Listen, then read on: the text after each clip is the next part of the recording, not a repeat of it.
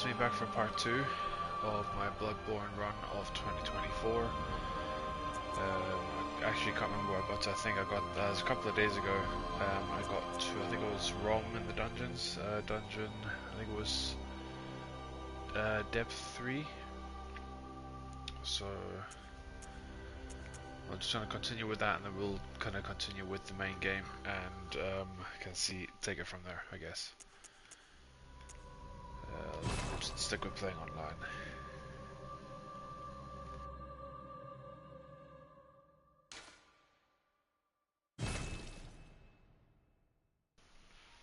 I've been working quite a lot the past week, so I haven't actually had a chance to get back on to continue this. I was going to come on the very next day, but I kind of chose not to do that. I just was feeling far too tired from the weeks I've had.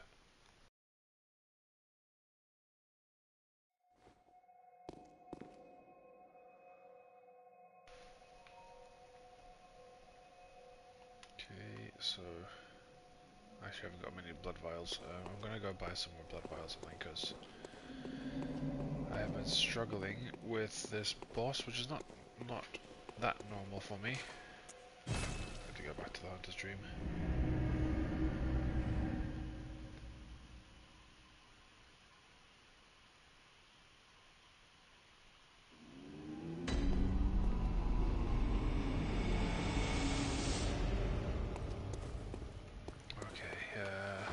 I actually can't remember if I've got any. Oh, I do, just not that many. That's fine. I'll use these to buy a couple of vials. Oh, perfect 10. Can I sell anything actually? Do I have any like gems I can sell? So I got these two. Probably won't be using any arcane gems, at least not till later, so I'll sell that one.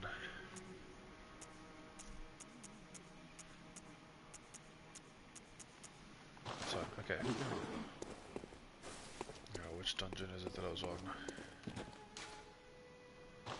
Oh, I think that might be the one.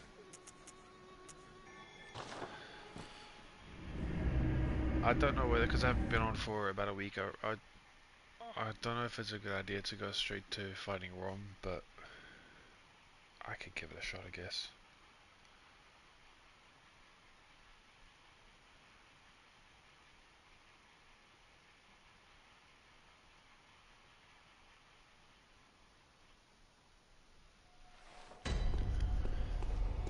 Okay. Wish me luck.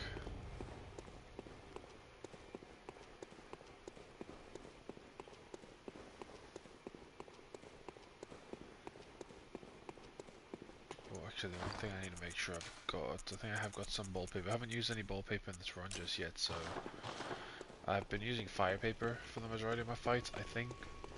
I'm pretty sure Rom's weak to both, but I'm gonna use ball paper for this because I think I ran out of fire paper in the last run.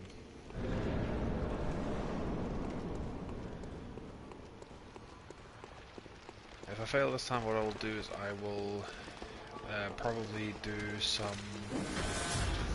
of the main story for a bit, like this of the main game for a bit, and take it from there.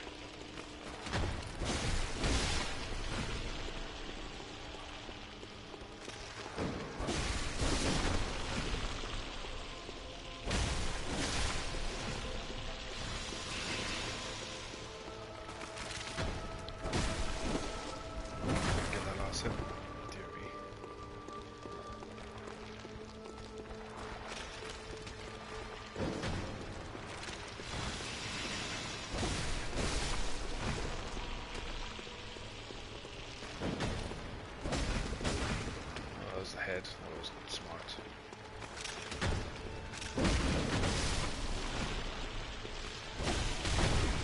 Dear me, not paying attention. So I think this version of Rom actually has slightly more health than the main game version. I know it's depth 3, but I genuinely think that she is just a bit stronger in the Death 3 dungeon than she is in the main game. Hit them all. That might beat them all.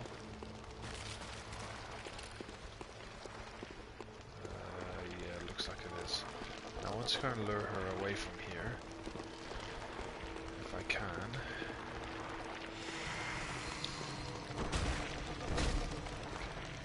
So if you do R1, L1 attacks with the Beast Blood Pellet, it builds up you. It doesn't do a lot of damage, but you just hit her head because it does the least amount of damage.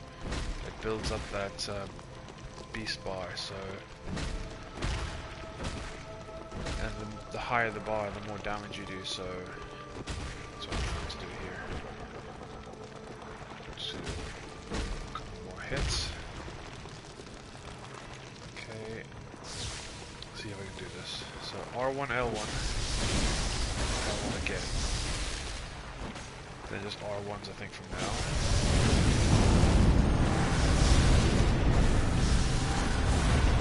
So I've got a decent amount of her health there. But once again, I'm going to be two levels of spiders here.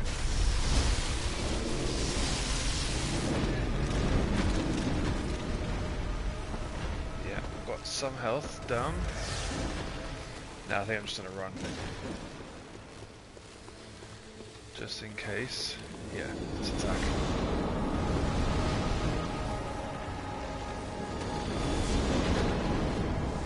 Run! Oh, are you kidding? I ran out of stamina. Oh, that's the closest I got. Okay. What should I do? Should I continue this? How many vials did I use there?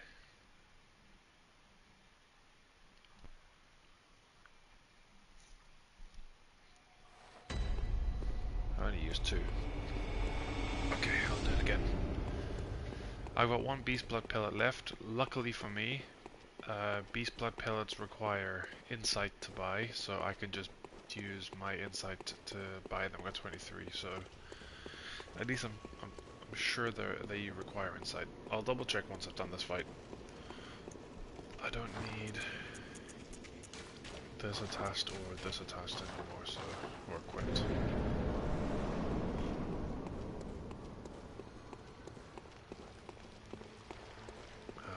Ran out of stamina on that last one. She has a habit of doing that attack twice in a row, the long ranged one. And sometimes if I keep myself close enough to her, then she won't use the ranged attack.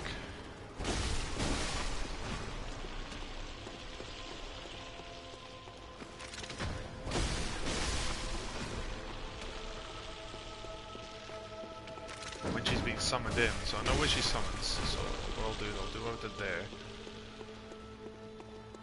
I will go to the area.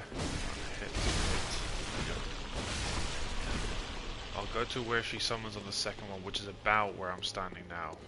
So, because she spawns basically similar to where she is now on her second phase, and then the third phase she'll spawn here. But because of the amount of damage I'm doing to her, I get her kind of past her second phase into her third phase straight away.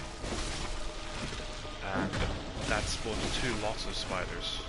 And not only do I have to worry about 2 lots of spiders, but I have to worry about her full arsenal of attacks as well. Because her first phase you can see she doesn't attack. I don't think I actually did a lot of talking last time I fought her, so... okay, she's backed up in a corner, which is good. So I'll lock on.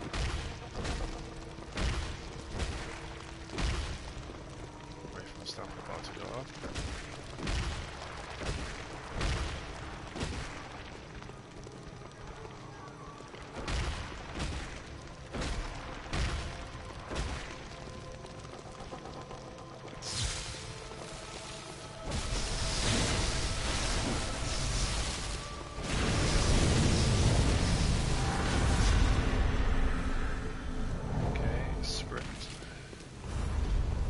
Here.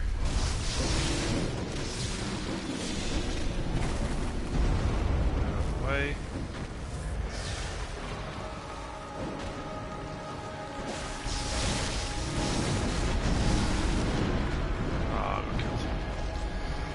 I was just gonna quickly get that before spiders get me.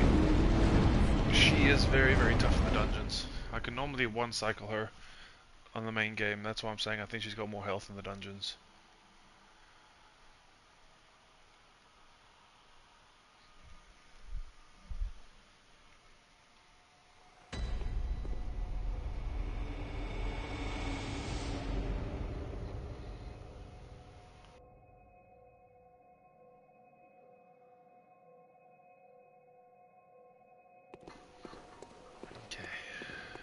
Should I give her another chance? Yeah, I only used one vial there. Got plenty of vials.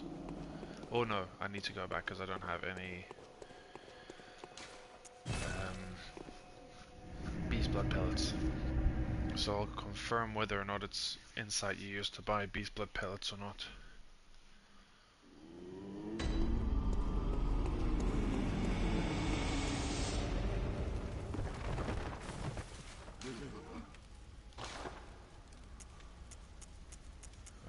I might have been wrong. Unless it's later on I can do it. So I should check here. Is it here I can buy them? Unless I need to unlock something. I might need to unlock something and advance to a certain point of the game for a certain badge for them. Oh, well, let's see if I can buy. I'll buy wallpaper. Okay, for now then, what I'm going to do is I'm just going to... Okay, there's a couple more things I want to point out to you here actually. So, I mean I could just normal cycle her rather than doing the skipping a phase. I guess that makes more sense. I'll show you this back area. So obviously you have this massive back area that not a lot of people actually know about. So kind of run from this back door, and you kind of turn to the right, and you'll get this little bath messenger thing here. Now if you select it, you can any of those kind of extra things that you pick up. So you get like a bandage here, or the Messenger Earl Festival. If you select either one of these, I'll give the bloodied one, for example. Now every single time you have these little kind of people, these little skulls, what do you want to call them? They will have a decoration, not necessarily here, but in the game they'll have like a decoration on them. Don't even know if it'll show on these ones. All the specters. So that's kind of just a way to decorate them, just to make them look a bit different. These ones just plain, I think, of the Hunter's Dream. So what I'll do, I'll continue a couple of stories. Well, ones that people aren't really aware of. If you go back to Central Yarnum, I'm just trying to think, is this the way I want to go? Yeah. I probably could go to a better lamp than this one, but go back to the Central Yarnum lamp.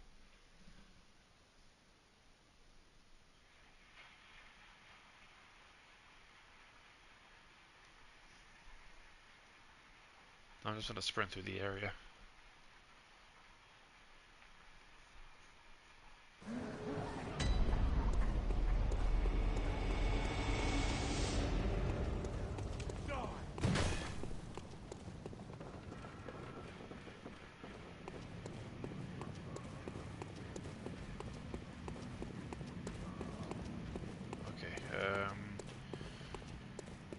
To get to the garage, I'm probably going the long way, but it doesn't matter.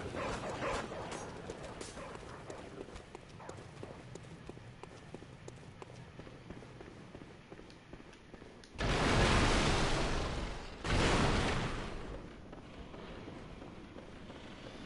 I'll go along here. I could have dodged there, but I didn't. That's fine.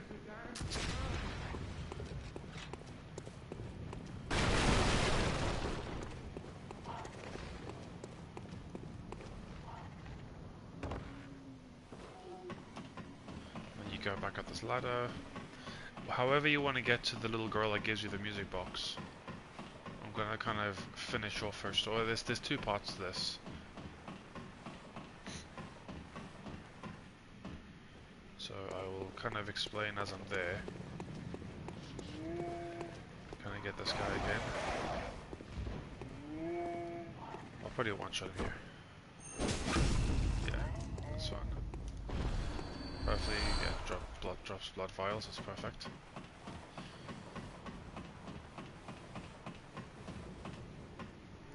So now, if you have a chat here, after you've beaten Gascoigne, you'll get a new bit of dialogue, so I'll let you listen to it. Hello, Mr. Hunter. Still can't find my mum. Oh, okay. I can wait. But isn't there something I can do? Maybe Mum and Dad are stuck out there, waiting for me to come and find them. What do you think, Mr. Hunter?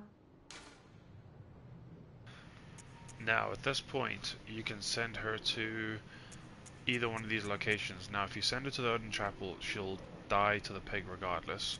If you send her to Yosefka's clinic, she will make it to Yosefka's clinic, but you'll find her as one of those aliens there. Now, I'm going to do the Yosefka's clinic one, because I believe you get something from her. I think it's a Carol rune of some sort. I can't actually remember which one it is. The other option where it says, did you find my mother, and the option that you get is no. If you have the red jeweled brooch that she asks you to find in your inventory before you've turned it into a gem, you'll have an option to give that to her. And once you give that to her, that's basically her dialogue done, and then you reload the area and come back later, and that's when she's been killed by the boar, so down in the sewers. So I'm going to send it to Yosefka's clinic, so later when I get there, hopefully I'll get that rune from her. I love you almost as much as Mum and Dad. And Granddad. Okay. And then later on, once she's gone, you come back, you'll have her sister that you can then speak to. I don't know whether I can do that now, though. I'll put on Bold Hunter Mark, and then we do not need to do that. No, that's a bit of a waste, but it's fine, I can buy some more.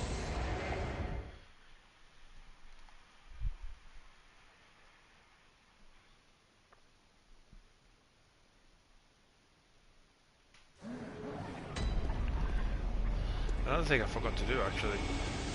In here, there's another NPC you can talk to, which I'm going to talk to him now, because you get once you killed Gascoigne, you can get a free weapon from him. Oh, you must be a hunter, and not one from around here either. I'm Gilbert, a fellow outsider. You must have had a fine time of it. Yarnham has a special way of treating guests. Well, I don't think I could stand if I wanted to, but I'm willing to help if there's anything that can be done. This town is cursed. Whatever your reasons might be, you should plan a swift exit. Whatever can be gained from this place, it will do more harm than good.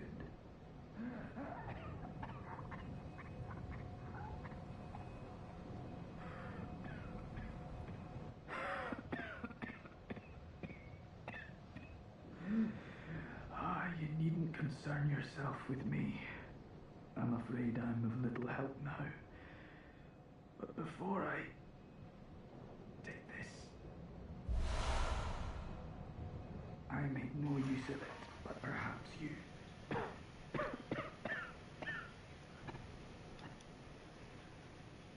What afflicted me was incurable, but this time gave me hope.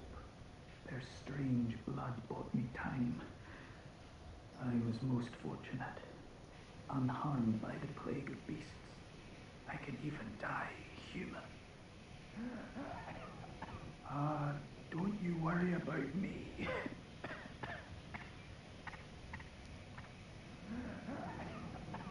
So yeah, that's the dialogue you get from him. So you get the flame spray, and if you can't speak to him before Gascoigne, basically as soon as you get to this lamp you can speak to him. But you only get the flamethrower after you've killed Gascoigne. Now we will come here later on for one more part of his quest line, but for now he's just going to be left away. I'm going to run the different way here to get back to the girl.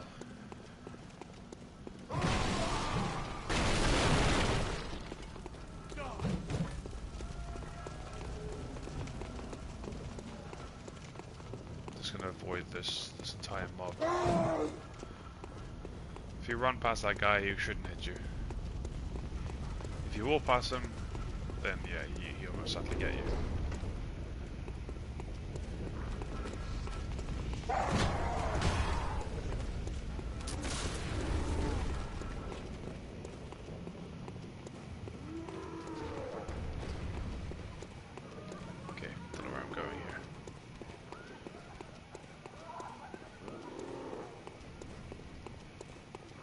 Let's see if we can continue the dialogue here.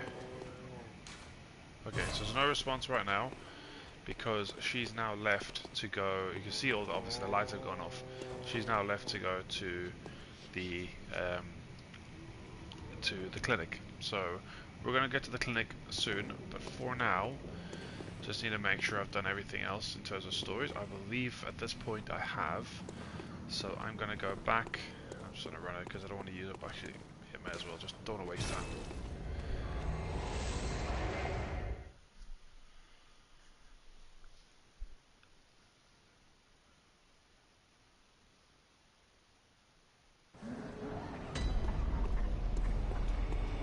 Okay.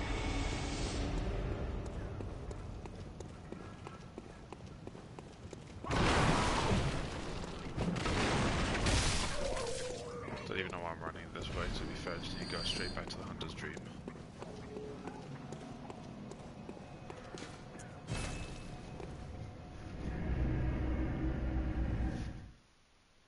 I will also be right back.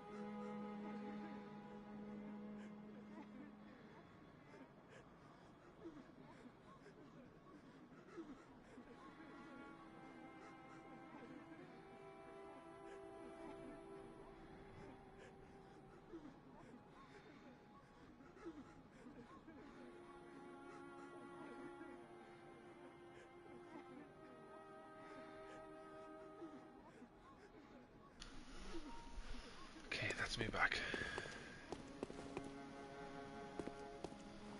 So the next thing I'm going to do, I think we're just going to go straight to fight Vicar Amelia. So straight to Cathedral Ward. I think so. We've done everything else here. Done Darkbeast Parle.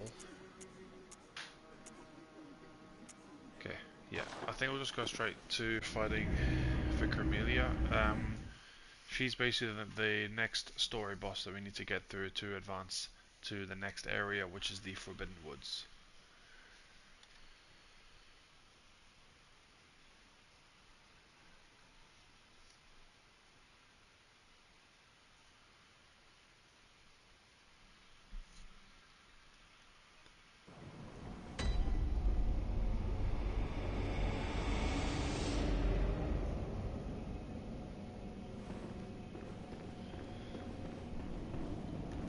I don't think we've got any new dialogue from her. Oh, hello. Sorry, dear. You're much too eager. I've only so much blood, okay? Yeah, okay. Didn't think we had anything more from her. You can just go straight this way. Opened all the gates basically, so let's just get into this bit now.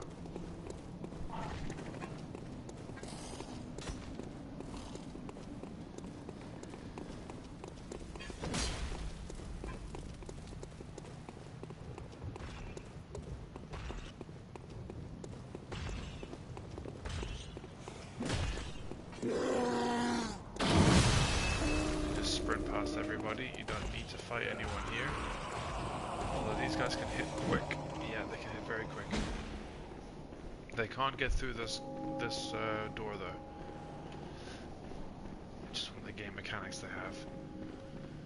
So normally you would have fire paper for this. I don't, so I'm just going to run in kind of blind and see how we get on.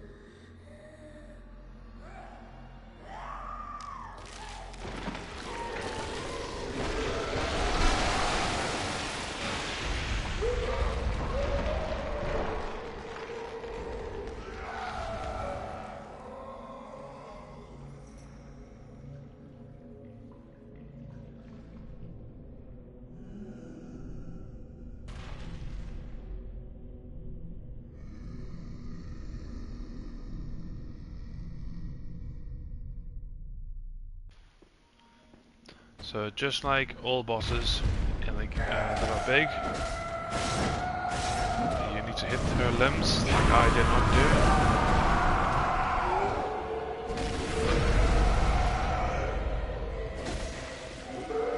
And then get the visceral honor.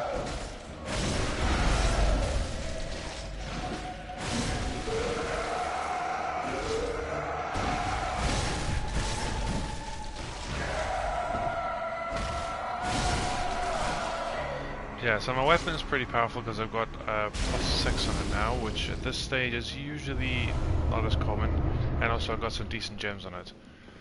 But normally at that fight you'd fight with fire paper, and you'd probably have a beast blood pellet if you want the maximum damage. I didn't get that obviously, because I've run out of them both. So normally with her you just go for her limbs. You don't. Best thing with big bosses is don't lock on to them, because locking on goes straight for the center of their body. The only time you'd really want to lock on is if you're doing like the amygdala, where you have to focus on its head specifically. So that way you can actually aim for its head when you're trying to hit. In order to advance to the next stage, you get this little cutscene here. So you inspect the skull. Now this skull belongs to Lawrence, which is a DLC boss. So yeah, I'm just gonna inspect and let you see the cutscene.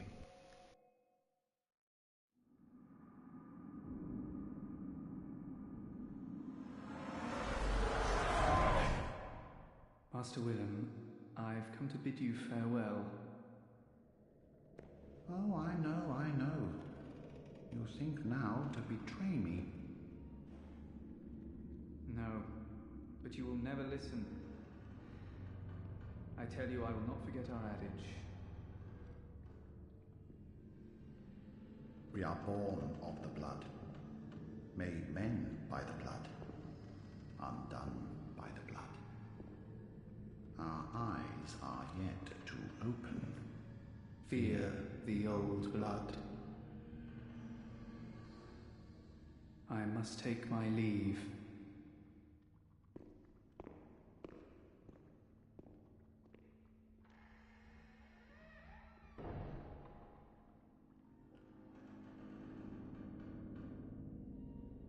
By the gods, fear it, Lawrence.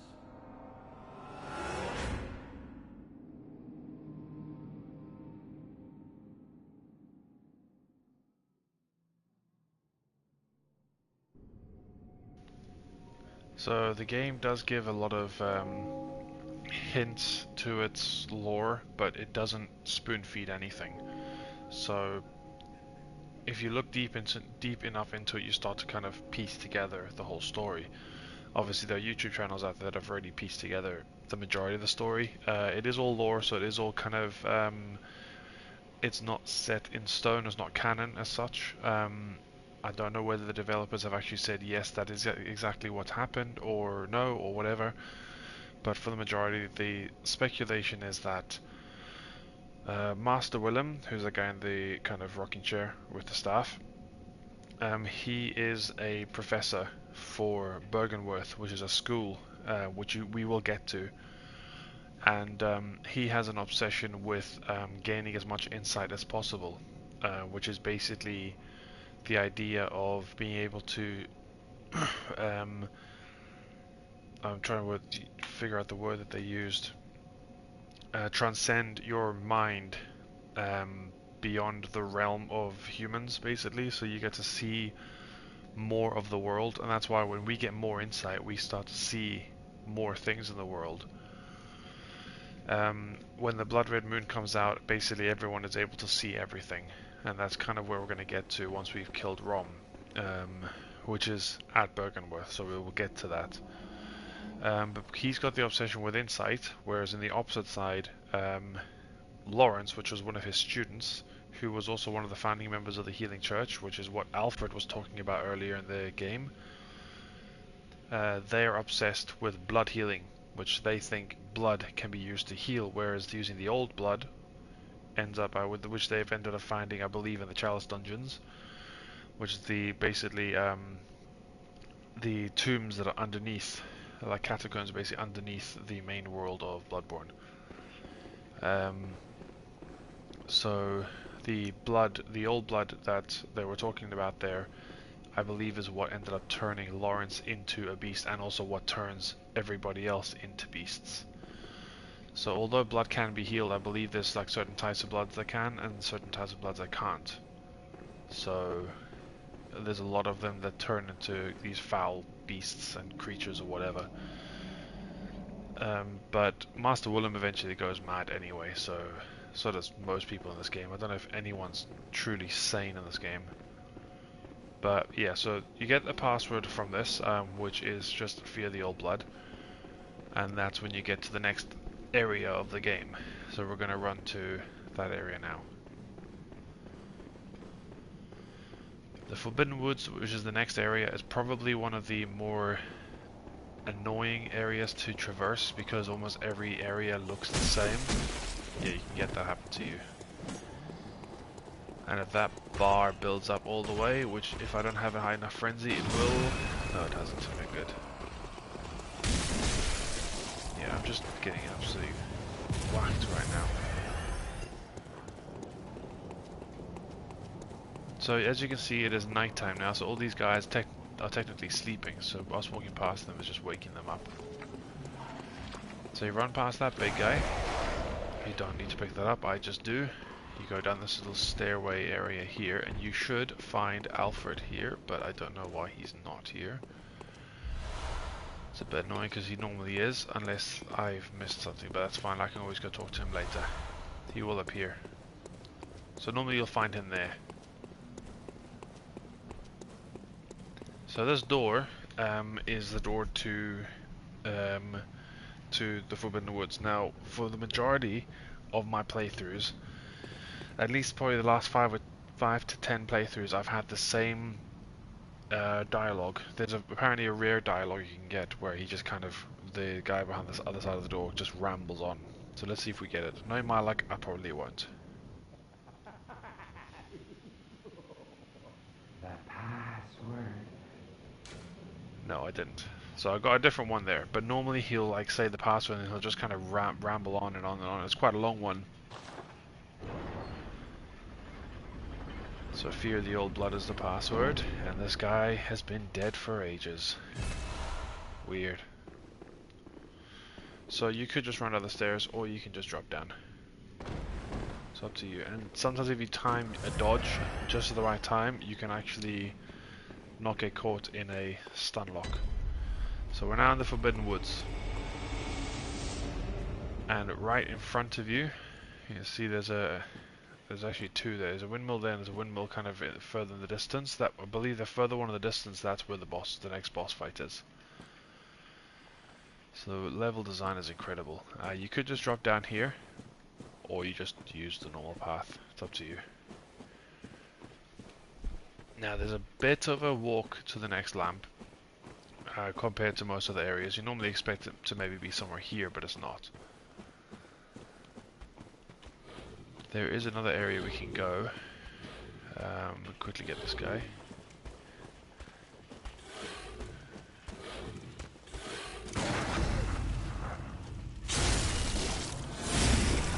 The guy up there is going to throw oil rounds at you, well hidden. Like that. Now oil rounds don't do that much damage, but if they hit you and then somebody throws a Molotov at you or hits you with fire damage, they do more damage with fire to you. I'm going to quickly go this way first. Oops, did not mean to jump there because there's a little pickup here that I really need. Well, to be fair, I don't need it for this weapon now, but normally if you're not going the dungeon way, like the Child's Dungeon route, you might want to go and get that. So I'm just making sure there's no other pickups that I keep forgetting about.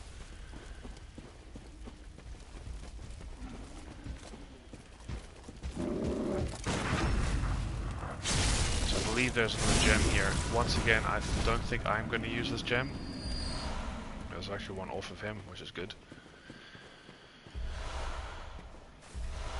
Yeah, I'm not definitely going to be using that one because I've got enough decent gems on my weapon.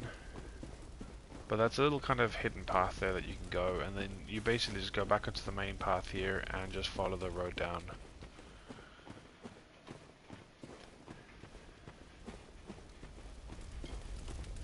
And you will get to your first lamp. Well, the only lamp really, in the main area here. So this will be a shortcut we'll unlock later on. There are a couple of crows here. As, you know, they love hiding their crows in similar coloured bushes. It's mainly beast blood pellets I'm looking for right now, which I've got a couple anyway in this area that I can pick up, but you can't open that door yet. Just to show you can't. And then we're going to have a bridge here. Now, this bridge does have a trap on the other end, and sometimes you can set the trap off and kill these guys, but I really can't be bothered with that, so...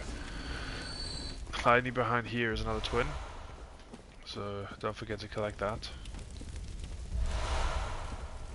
And this is the trap here. It does swing back as well, so careful, and then it drops off and it rolls off the edge.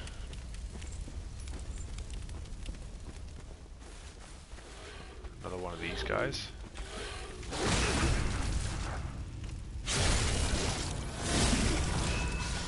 And now there's a scurrying beast just along here, so I'm going to see if I can run and actually get him, because he's a bit of an annoying one.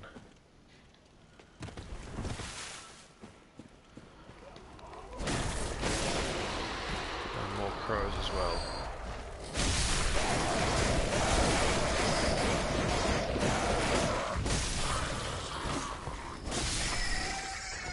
Now I know there's a weird glitch where I believe, I don't know exactly where it is, I don't know if you have to run here and you can like jump up there.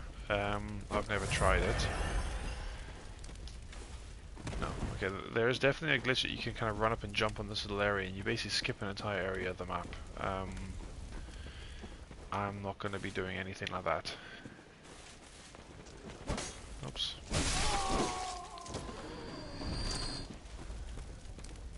And there's a lot of people here, so you need to be careful because these guys are, they can easily get you.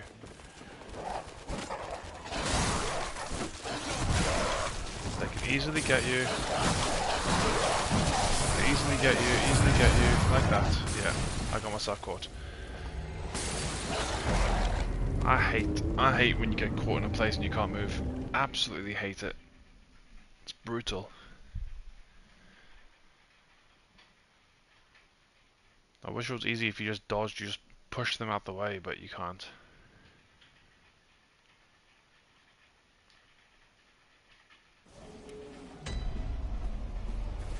I feel like a right noob. So that's a good thing about these games. It doesn't matter how many times you die, it doesn't make you any worse or better at the game.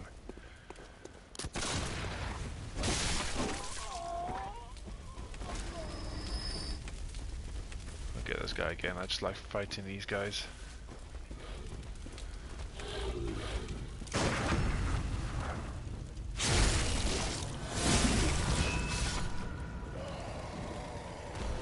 Especially if it gives me extra vials.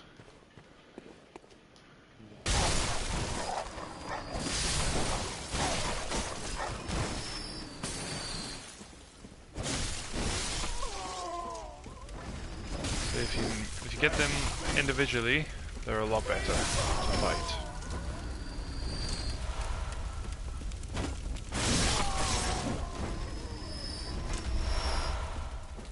Nice 10 bullets there as well that you can pick up. And there's one more pickup here as well.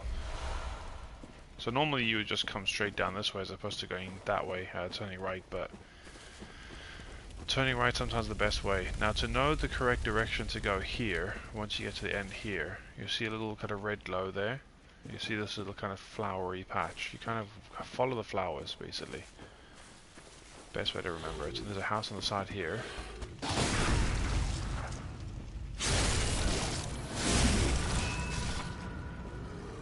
They're very fast sometimes.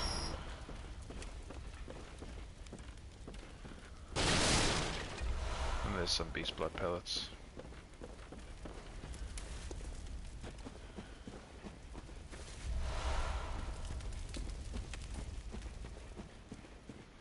So there's another trap here as well. So, but what we're going to do, we're not going to go that way now. You can actually see the trap up there. We're going to go this way just because we're going to go to get what we call the Canehurst Summons, which is in. We'll get to there. I'll show you as we get there. So this is the little window here that's talking about getting the tonsil stone. I'll quickly kill these dogs because they're an absolute nightmare when they break out.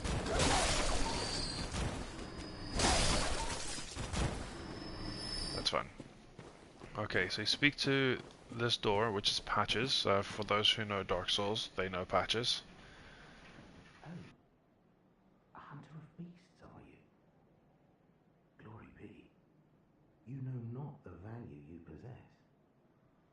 But more's the pity. The hours of the night are many, and the beasts more than I can count.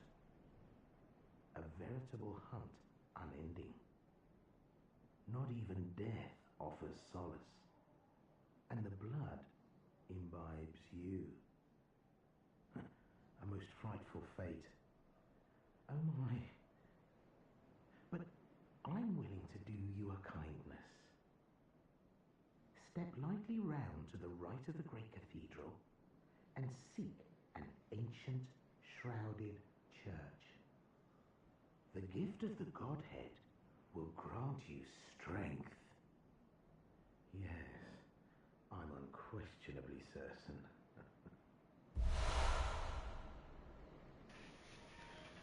There you go, so that's when you get the tonsil stone. Not even death offers solace, and the blood imbibes you. Seek you the... Yeah, so then he just repeats. So you just need to talk to them once, you don't really need to exhaust any dialogue with him. I will go that direction. Actually, I'll quickly just check this direction now. There's a couple of things I want to get. Here, I believe, is the white church garb. Or the black church garb, it's one of the two.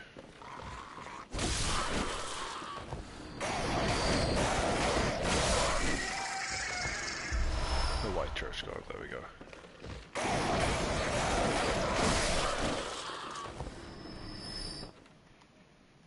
There's not really anything else. There's one more item up here to go as well. I can get these two dogs, so just careful, don't be an idiot like me, just walk through.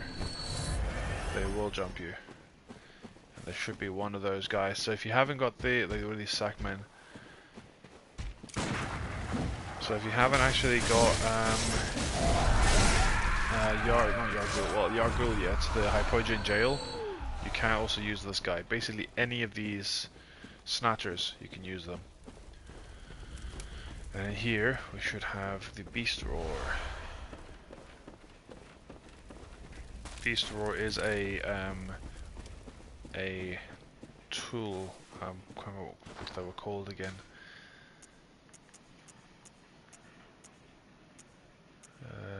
No, it's all the way in here.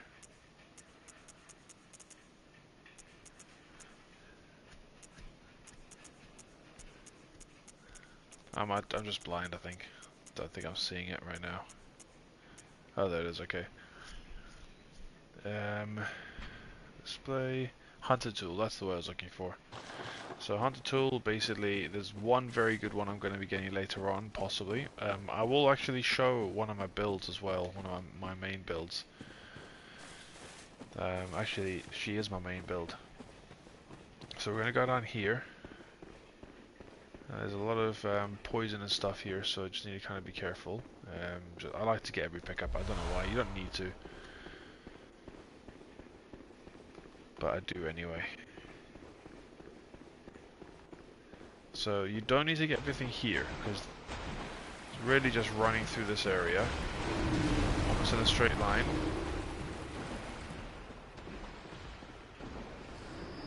And you're going to come to this area here. And you're going to go up this ladder, but what I'm going to do instead, before I do that, is just use one of these. Okay, this ladder's long.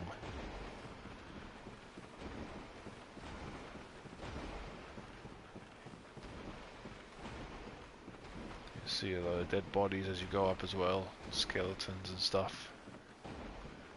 It's very, very creepy stuff.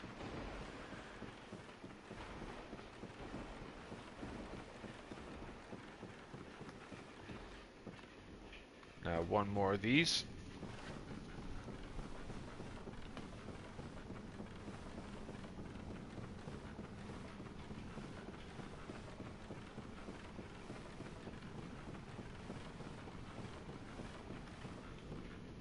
And guess where we are? We are back at the start of the game. So you pull this lever here.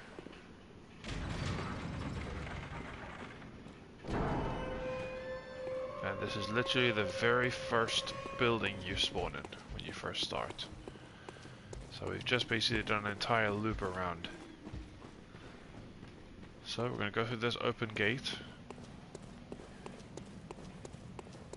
And there will be a brain sucker here. As I said, I absolutely hate these things.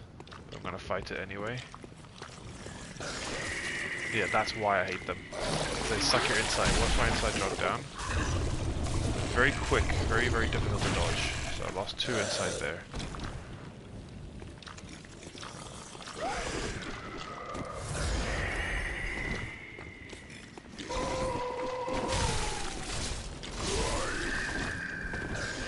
God, I hate these. These are some of my least favorite creatures in the game. I'll try power you, see if I can do that. There we go.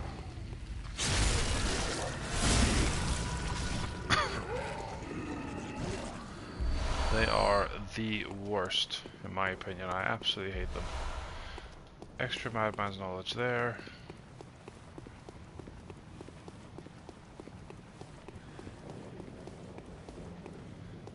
There's one other thing I've not done yet, and I've not sent a certain person here. But that's fine. I'm just literally coming for the summons. I can come here a bit later on. There's an NPC here, which I'm not going to fight. I could, if I wanted to, but... Do you know what? I'm thinking I might even fight her. So you see these guys here. Now one of these You probably won't see this one if you didn't do the girl. I think this might be the girl here. So I believe if you kill her, it looks like the daughter. Either that or this is, because I don't know which ones are which. So we'll find out when you pick this up. So Formless Odin. So that there is the daughter of Gascoigne. So when you send her here, she turns into one of these, just like everybody else. Now if we go through here, there'll be another one of them. And you also get the Canehurst summons here. This is the bed that we spawned on. So if you actually remember the thing, this door was closed originally. And this here, unfortunately, is what became of Yasefka. The original Yasefka. Overkill there, but doesn't matter. So if you try and pick up this pickup, you wouldn't be able to if you already have Yasefka's blood vial. So this is Yasefka. And then you open this and now it's all interconnected with each other. You go down here and this is where you'd fight the first wolf. So you got the lamp there. Now, obviously you don't need to come down here.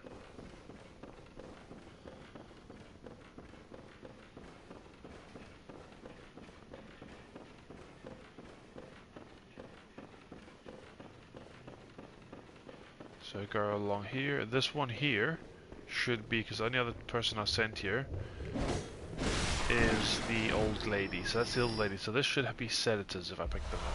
Oh, pungent blood cocktail. Okay, that's what you did. Not sedatives.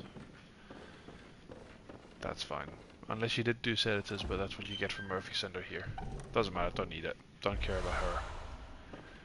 So you go to the back there. You collect communion. And now if you go this way, which I'm contemplating whether I should do. No, I'm not going to do it. I think you'll hear a voice as soon as you go in here. Because I'm going to fight the other guy, the beast guy. Makes sense. How did you worm your way in here? Very unfortunate. I had such high hopes for you. Well, I won't make any excuses. Would you mind leaving us alone? Things need not change. You'll do the rescuing, and I'll do the saving. But if you refuse to leave... Oh well. I've always wanted to try my hand on a hunter.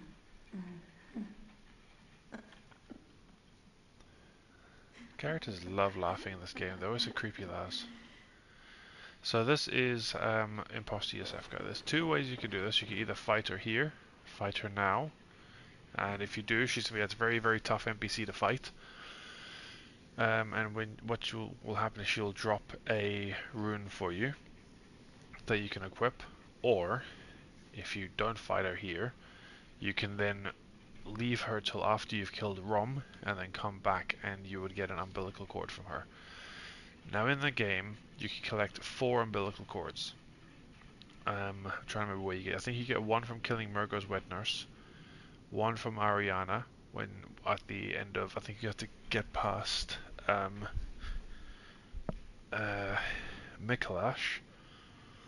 You get 1 from her, and the 4th one you get from the old abandoned workshop, which is the hunter's dream in the real world, which we've already got that 1. So we've got 1, we can get 2 more later on. You only need 3 for the final secret boss, so I don't actually need this one, because I am set up to get the others.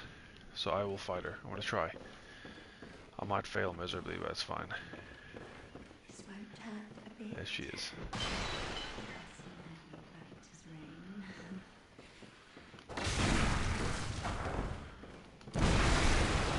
Yeah, and she's also got the auger as well, and she's got the double pistol. Can't remember what it's called. Yeah, she's very hard to parry.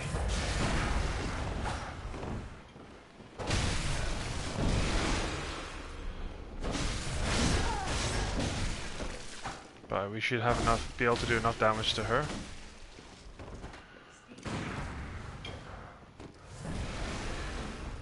I hate the ogre. That's her dead.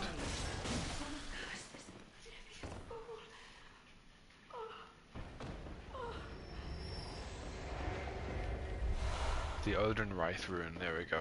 So the only way to get that rune is by killing her. So personally, my way of doing it is I like to kill her at this stage before the Blood Red Moon, because it's a rare drop and I'm a collector. So if you leave it later, she appears on this little bed here in pain.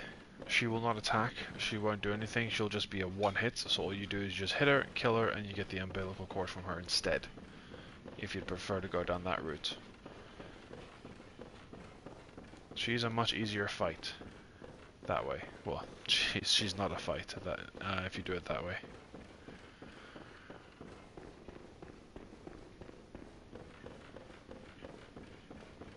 So now what I can do is I can run back all the way down here.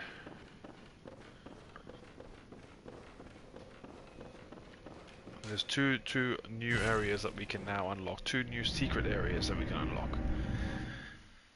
So what I'm going to do, I'm simply just going to unlock those areas, but not actually do anything with them just yet. So the first area that we need to go to, I believe, is on this one. No, it's not this one, it's this one maybe? Yeah, the witches, you can go to either one of these. Hematron Lane, we'll just go there instead. The Witch's Abode is inside the Witch's boss room. Either one will do.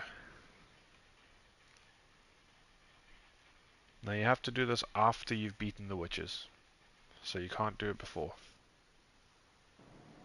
And what you're going to do is you're going to run past everyone again. And you need the Canehurst summons in order to do this, so we'll get that done. And you can see these guys now starting to spawn in the world because I've got a lot of insight. Otherwise, normally these guys don't spawn. I went the other way because there's a dog that normally spawns.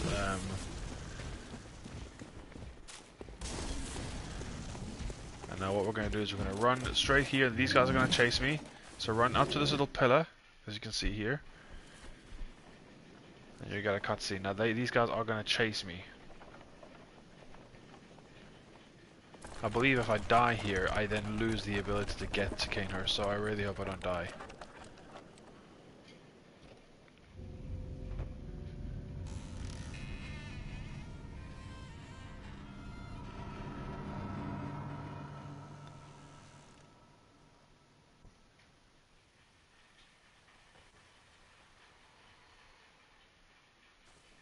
So I need to, I need to go straight out to the door and then press enter.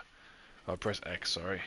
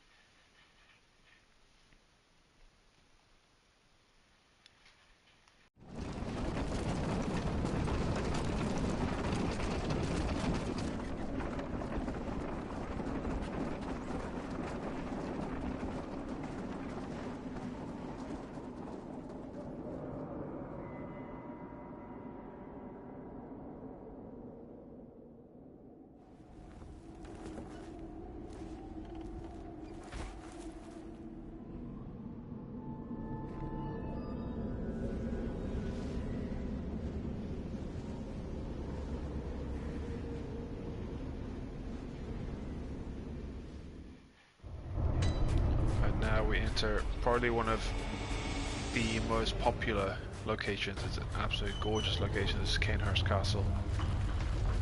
Now we're not going to do Canehurst Castle right now. I'm just unlocking the area. So you go to the first lamp. This area is not too difficult. The boss is a bit tough, so I'm going to leave him for now, just because I want to get a few more areas unlocked first. So the next area we're going to unlock is back at Cathedral Ward.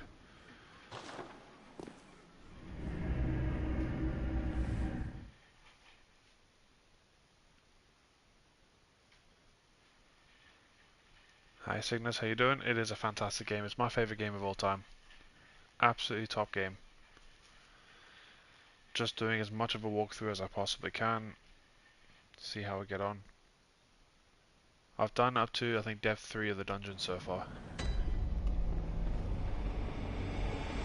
So now we're going to run back to where we fought that guy with the bolt paper and the rifle spear. What was it? What's the bolt weapon again? The Tonitrus. So we're going to run past all these guys again.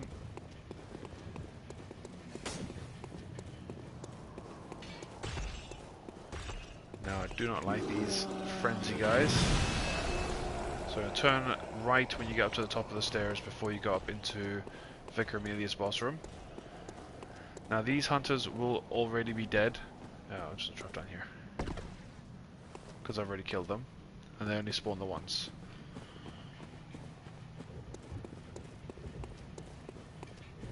And we're going to run all the way down this area.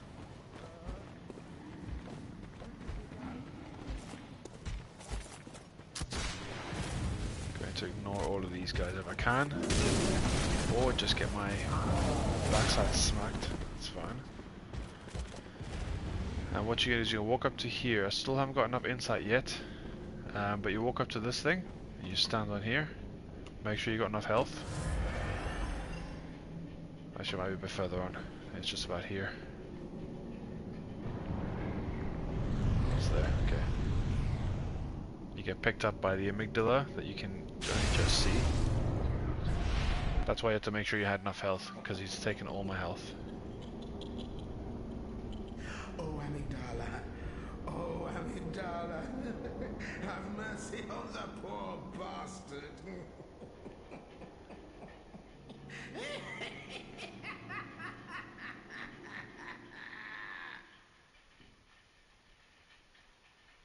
Now that's what I was talking about, being on the side of the building and cathedral board. And once you get to, because now we're 31 insight, if we get to 40 insight we'll be able to see it. Even before the blood red moon. So this is the lecture hall, lecture building first floor, I believe. Or second floor. No, it's the first. So yeah, second floor is up there. We'll get to that one later. So this is one of those kind of weird areas that this is, I believe, the end. You can see there he is in there. That's Patches. Now he's a spider in this game as opposed to a person. What a joy it is to behold the divine. It must be such a pleasure. You're in my debt, you know. You're nigh on a beast of the field. But here you are, treading a measure with the gods.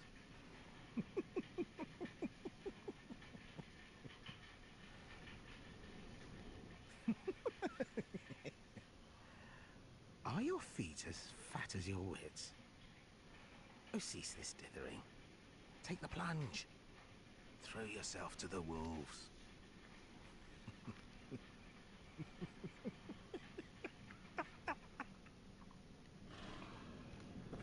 So yeah, you're gonna get to see him soon, not straight away.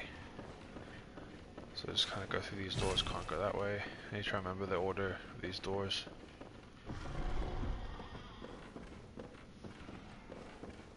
So now that sometimes you walk into a room, you might have these little guys, I don't know what they're called, like ghosts or some sort of the students of Bergenworth. And they sometimes drop in your head. They're very slow moving. You'll see what they look like now. These guys here, see what I mean by dropping on your head?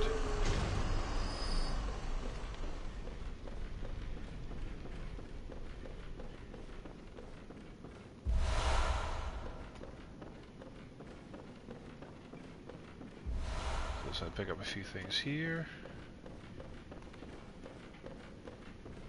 Just make sure there's nothing else. Now you kind of just roll into these chairs and break them all if you want to. I like breaking everything in games somehow, for some reason. Don't know why.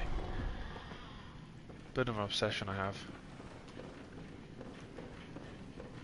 Now if you go through this door, this is going to take you to the Nightmare Frontier, which is another secret area we can get to. before I do, I believe you get the Ogre of Fabritas in here as well. And you also get some red jelly. Red jelly is important as a ritual material for one of the dungeons. I can't remember which one it is off the top of my head.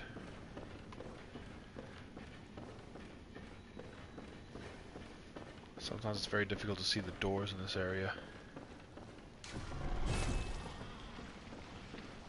There's loads of these guys. You can see there's quite a few of them.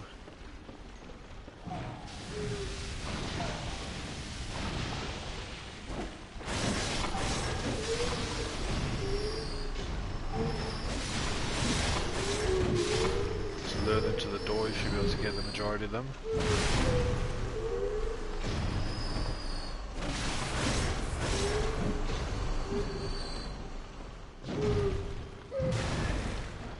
Yeah, they got some range.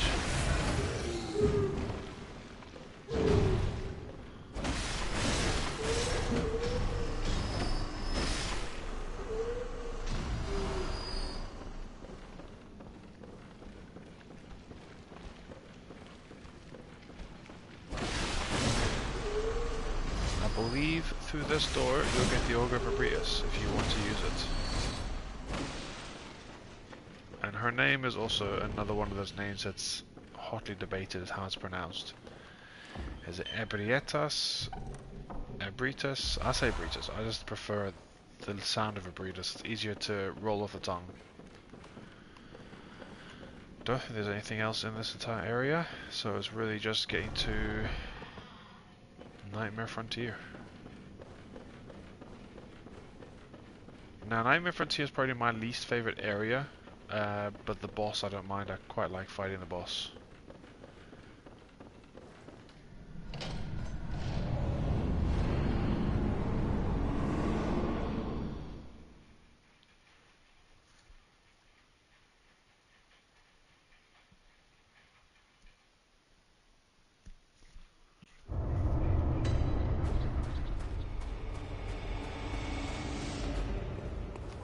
Okay, so this here is the Nightmare Frontier. Get a lot of these guys here. Now, you can kill these guys, I didn't actually do that last bit. You can kill these guys normally in this, any way you want to. I believe this is the first area that you start to get this, the bell ringing woman, so I could get invaded. And if I do get invaded, I will die. I can guarantee that. So this is where the shortcut's going to be once I get to it. But instead of me doing this right now, I am just going to go back to... I'll get to the lamp first. I think that actually the lamp's at the back, so I'm going to go back to the lamp here. Oh, there's a pickup here. I don't think I've ever got this pickup before. It's just madman's knowledge. Nothing much to it. You'll find a lot of these guys as well.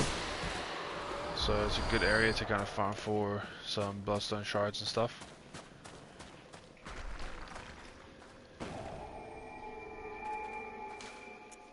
So there's a couple of extra areas unlocked now.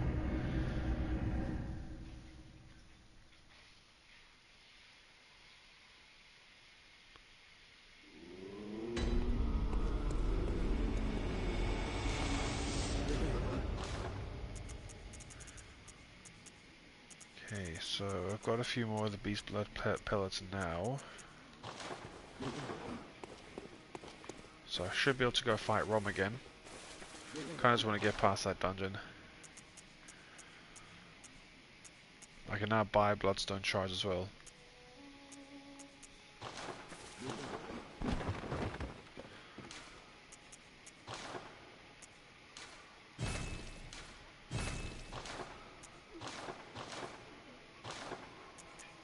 So I haven't got any bloodstone chunks yet, so that'll be a bit later on. There's some material that you can get a bit later on, so we'll get to that eventually.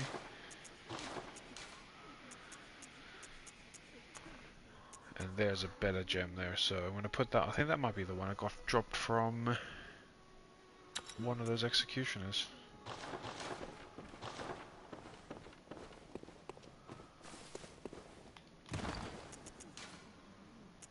How many of these do I have now? I think I have 3, yeah I do. Okay, awesome. Welcome home, good hunter. This here, What is it you desire? quickly dodge out of the dialogue. This is the Eye of the Blood Drug Hunter, which is the item that you're going to use to get into the DLC. I'm not going to do that DLC right now, but I will eventually get to that as well. Welcome home, good hunter. What is it you desire? Very well, let me To see how many levels can I get. I can get 2 levels out of this. Maybe take that to 30. Do I want to get a bit into endurance or a bit into health? I'll put into strength just, well, it's only 2 points of damage that it gives me. Actually, I'll just do that. It's fine. Now, because I've got a few more of these runes, I want to quickly have a look and see what I can equip. Anything extra. So the Odin Wraith rune, you can see there, it gives you the extra bullets.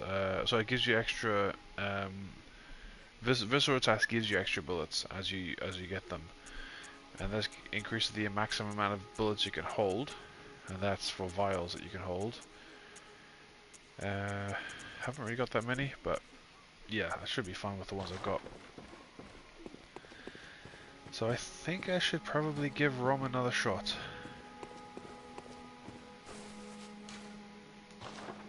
Let's maybe spend the rest of my vials on, so the rest of my echoes on vials.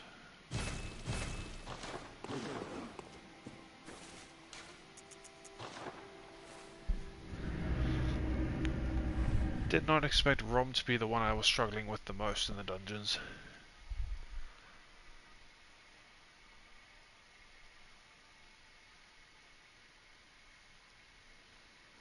Well, I don't know. Would I say I've struggled with her more, or I struggled with the Undead Giant more? Because the Undead Giant with the chains is my least favorite boss, probably in the whole of Soulsborne. Well, Soulsborne. That's a bit harsh. The whole of of Bloodborne, for sure.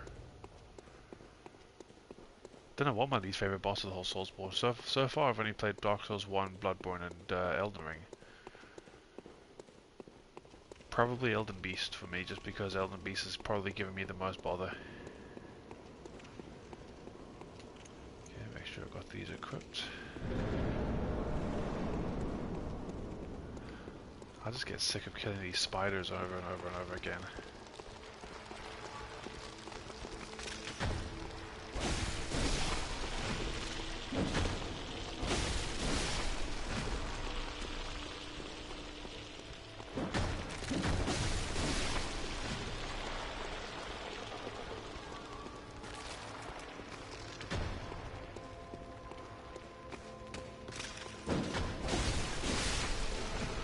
I don't like locking onto these spiders. I just kind of walk around them and just turn my camera if I can.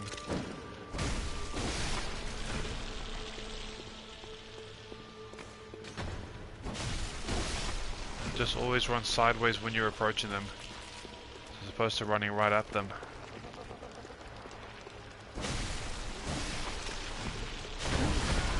Yep, that can happen. Ah, damn it. Always try to go for the spiders at the very, very back if you can. Don't go for one if you've got 2 spiders or 1 spider looking at it. Try avoid hitting him. Probably try not follow my instructions, because clearly it's not working.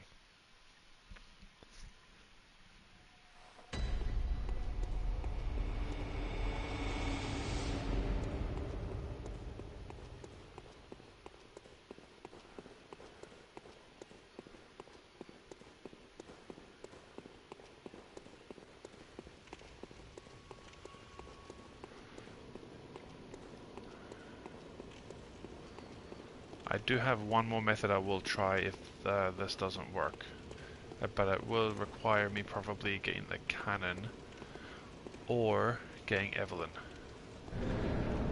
Well, that way I'll need to get my blood tinge up.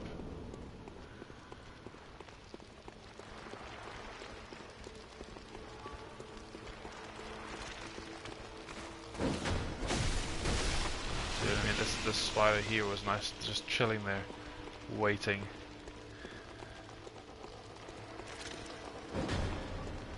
Don't think this guy has anyone watching him. This guy might be free in a second. One lone wolf.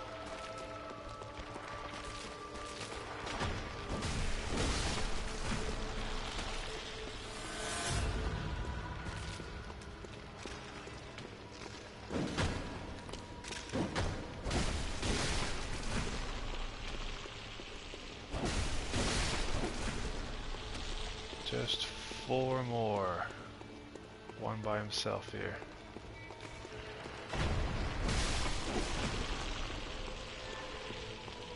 What's the best order to do these guys in?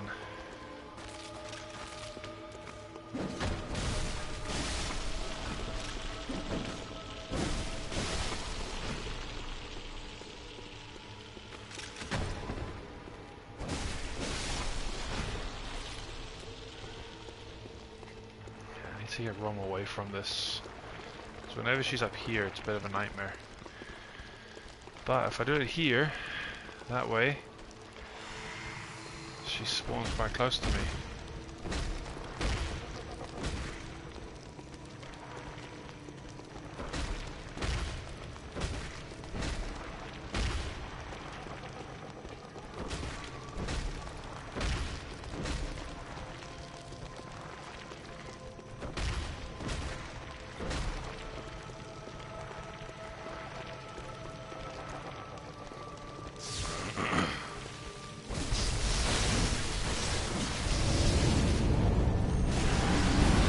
Got the damage I wanted there.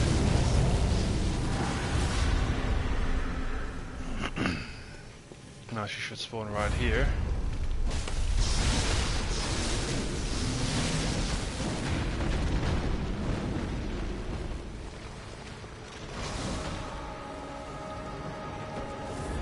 Run.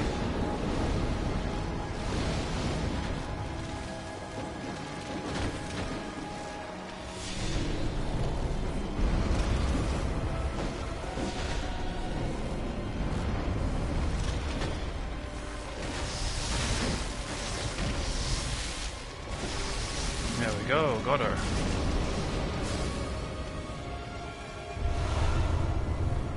Nice one, okay. Took a lot longer than it should have. But that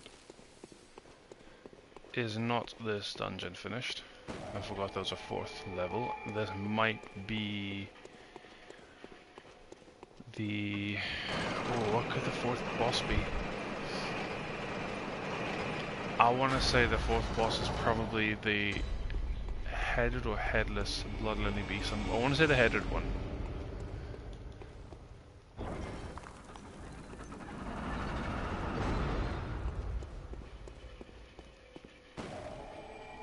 But at least we finally got past her.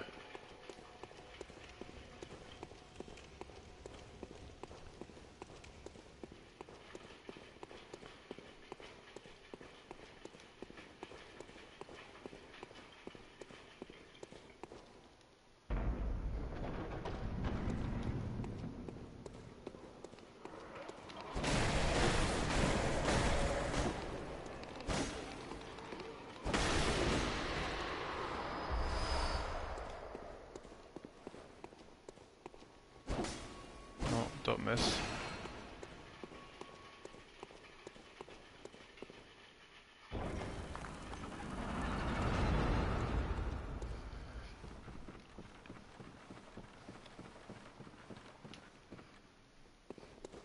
I'm looking forward to it, but also dreading the next dungeon. I'm trying to remember which way is the best way to go first. I haven't learned the paths for these dungeons, so I'm just kind of almost going in blind. Like, I know what to expect, and I hate those dogs. Those dogs are the worst. How are you still alive? Absolutely hate these. These are the worst dogs in the game. Just to let you know. And the fact that there's spiders at the top as well. They'll just keep dropping down.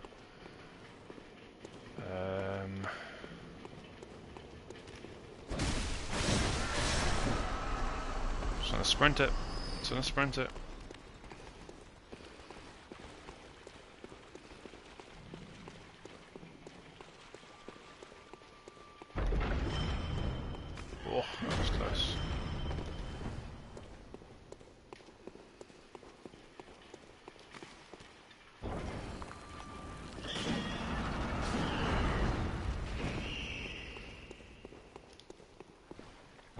not like spiders in these dungeons.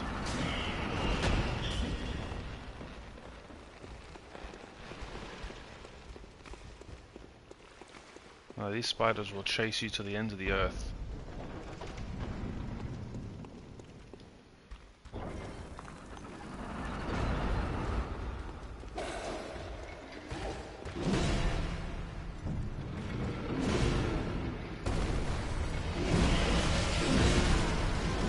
Just wanted to get that. Don't even know why I went all the way there for that, but I need the ritual buff.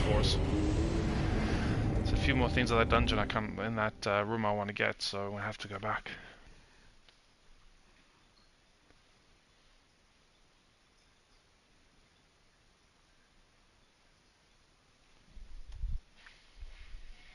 I'm gonna kill the bell ringing maiden on the way though.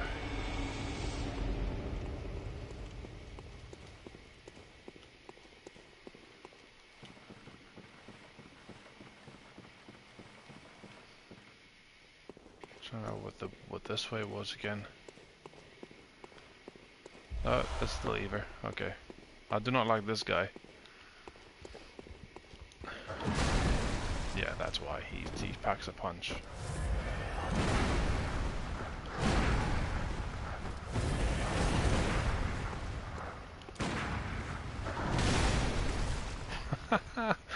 Flattened. Absolutely flattened.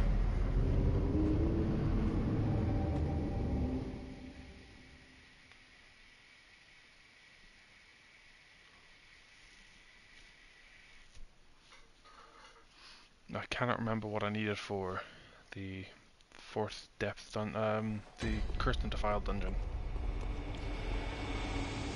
Guess I shall find out though.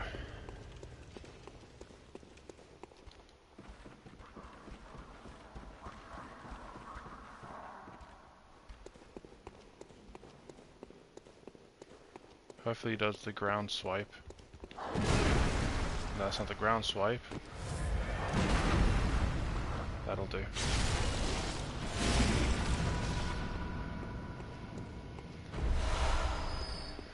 I think between them and the sages, I probably hate them more. I actually quite like the sages. I find them scary, but I actually prefer them. So now I need to go back to that stupid room.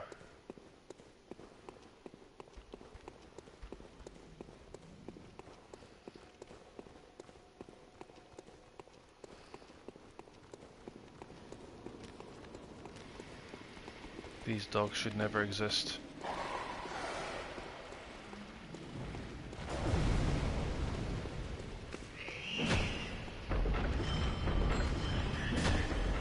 Oh, she's here.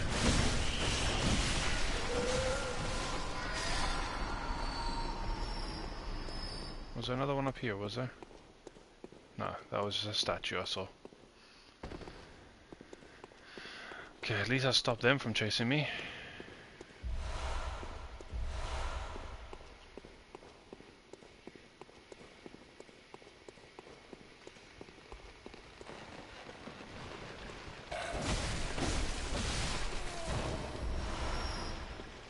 So the headed bloodletting beast has a very, very annoying attack that it's very difficult to dodge, very difficult to time. And that is when he grabs you, basically when you're under his legs.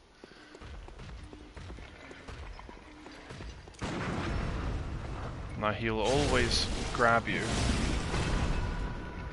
Well, not always grab. He's the only version that grabs you. The headless one doesn't, but the headless one has a centipede phase as well, which is a nightmare.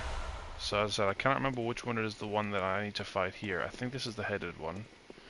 It could be neither. It could be something completely different. I guess we'll find out when we get there.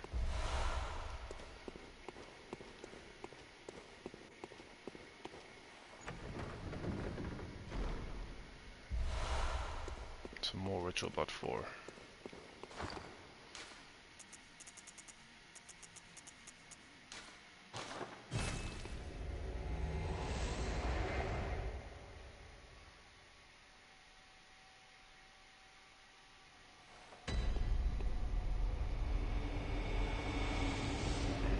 So there, that's what I mean with the heads. So you can see in the game, the lamps, that they've got those things on their heads now from earlier.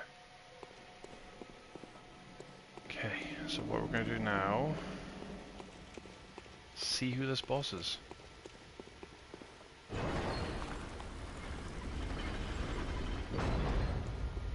There is a secret passage. I'll go there if I need to, but I don't think I do.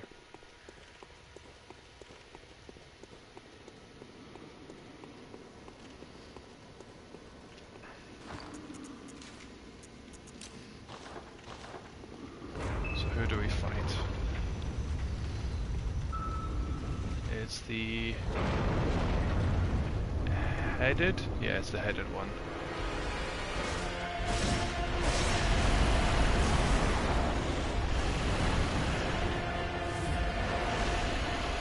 That's the attack he just did there.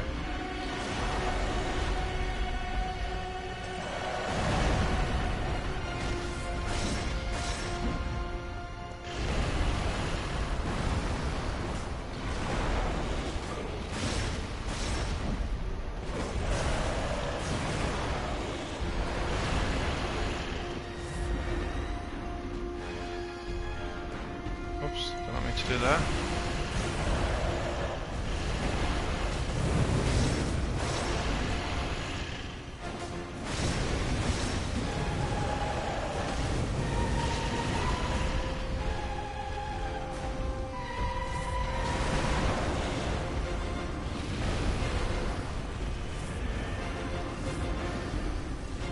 Same idea of all the other ones. Don't go for his, so don't lock onto him, because it'll be harder to kill him.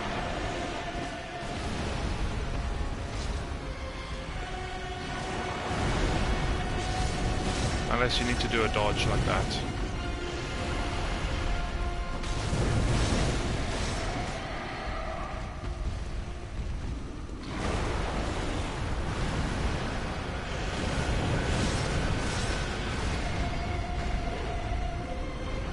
He does have a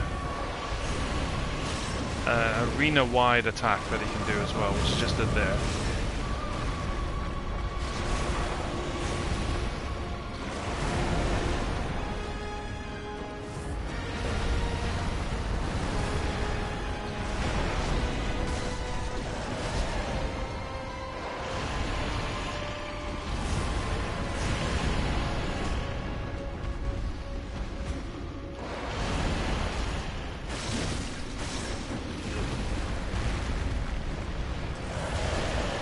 That's the attack you don't want him to do.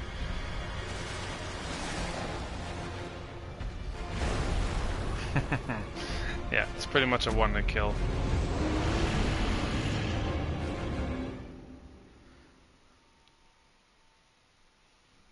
Absolutely brutal.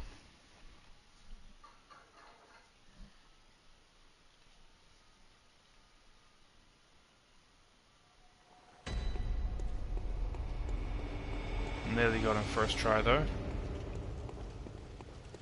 I've not really perfected him. I've perfected a lot of the other kind of harder bosses. Well, I say perfected. I'm able to take them out somewhat quite comfortably. But this one is one of those I just haven't done. I actually prefer fighting the the headless one more. And you can get caught like that. It wasn't enough blood vials anyway. Blood echoes what I had.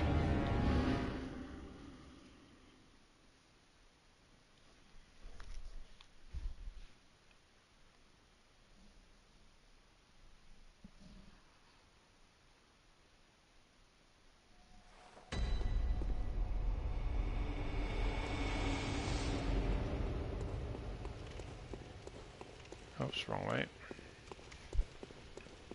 Let me just quickly kill this guy. I don't actually need to, but I hate the fact when they get to like no health and they're still there. Okay, so once again I'm running out of blood vials.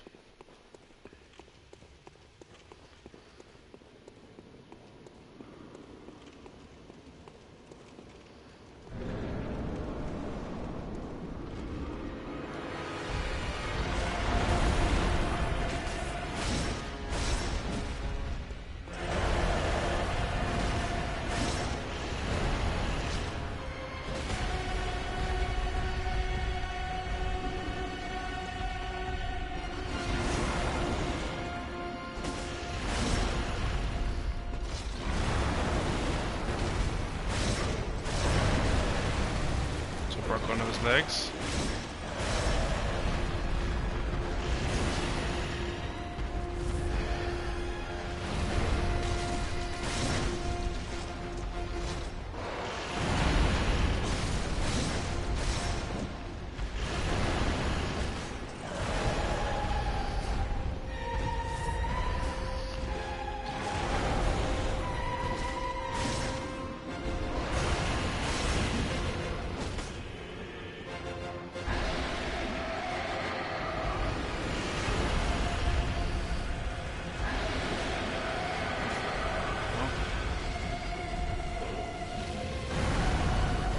That dodge is very difficult to actually pull off, if I'm honest.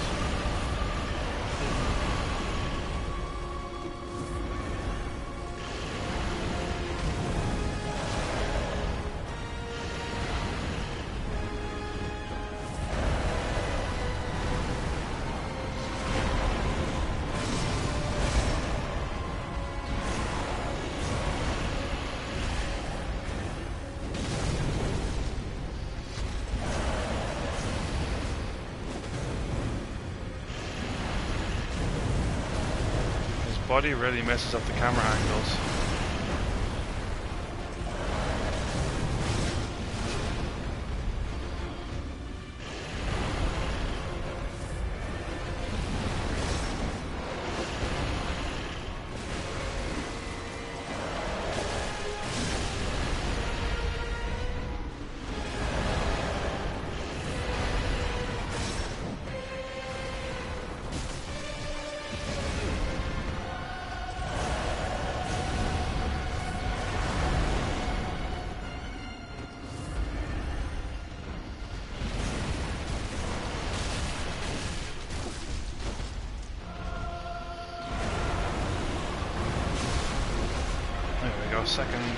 Third try technically, but my second death I wasn't trying to kill him, so there we go. Cursed and Defiled Chalice, that is what I'm looking for. Now let's see how expensive this is gonna be.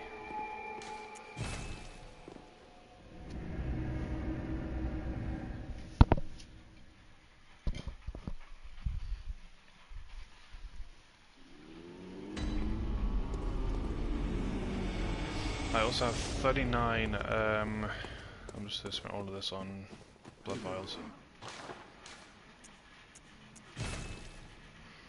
I've got 39 insight as well, so I might need to spend some of that. It's just not a lot of stuff I can actually buy with it right now. I'll buy the Resonant Bell to get rid of that, Sinister Bell as well.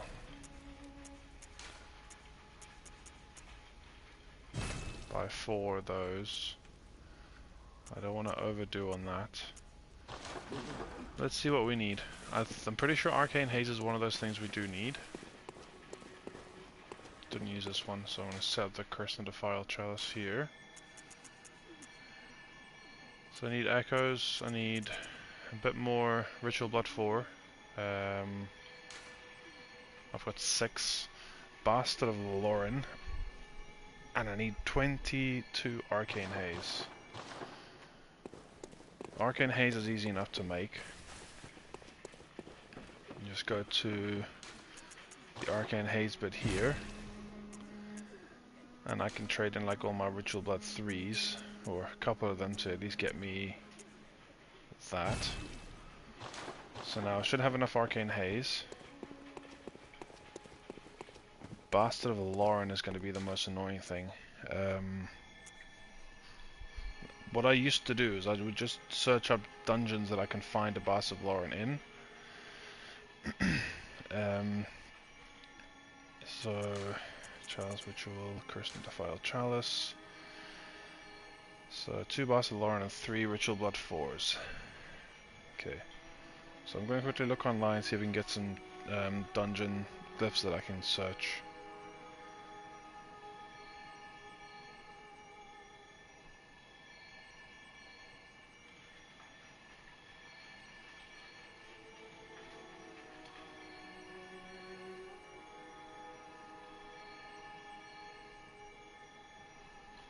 Give me a second.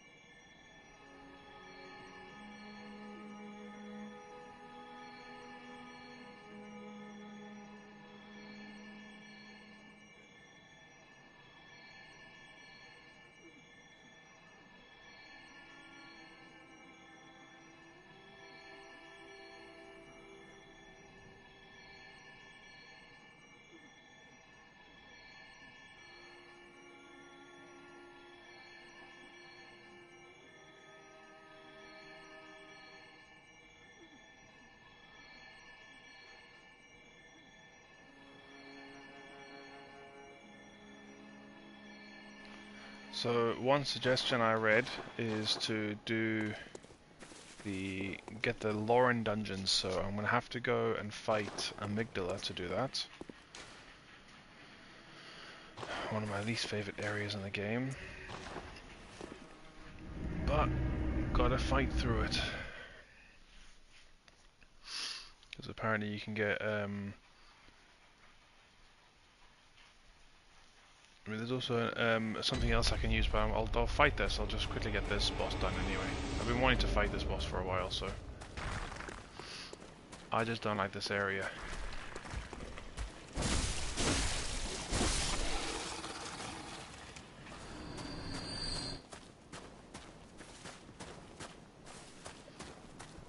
Quickly check what this item was again.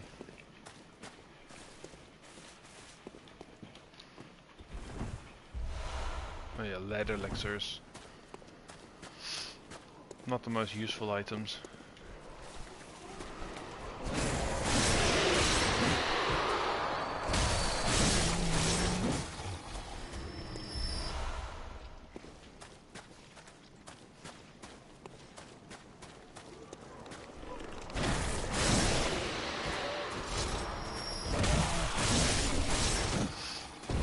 Loran silver beasts, which are what bees are called, are very, very susceptible to visceral attacks, especially in the dungeons. They're actually some of the easiest to kill in the dungeons. In fact, they're the easiest boss. There's a couple of NPCs here to fight, so gonna quickly fight this guy. If I can get the timing of the parries. So he's got the hunter axe, one of the starting weapons that you have. There's another one. You don't want to be caught with two of them here.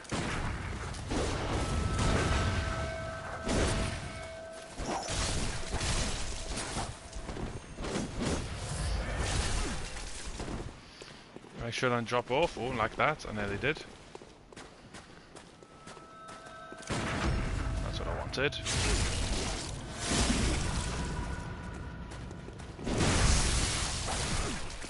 How is he not dead?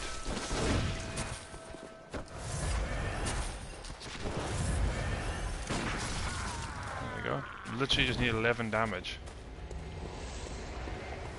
Come on.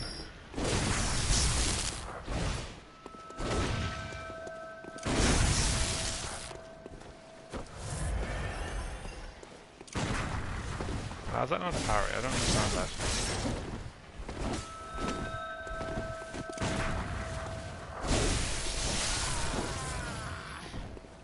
So that's normally not as messy as that, so that was quite bad. I need to kill this bell ringing woman as well.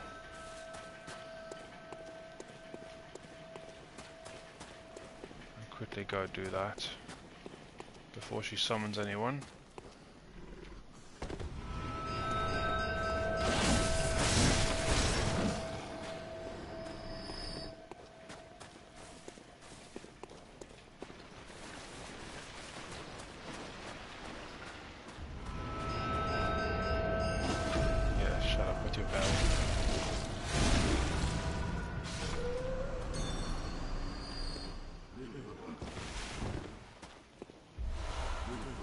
Now this is a very, very difficult area to navigate, I find. There's a lot of really, really good pickups in this area, like for people who collect stuff. Oh, I nearly got killed there. There's a lot of runes to collect.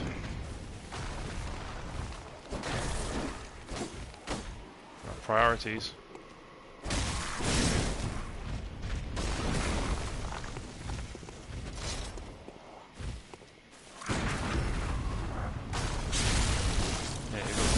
These guys that throw rocks at you, so the rocks are almost a one-hit kill as well, so careful you don't get hit by them. I get hit by them far too often.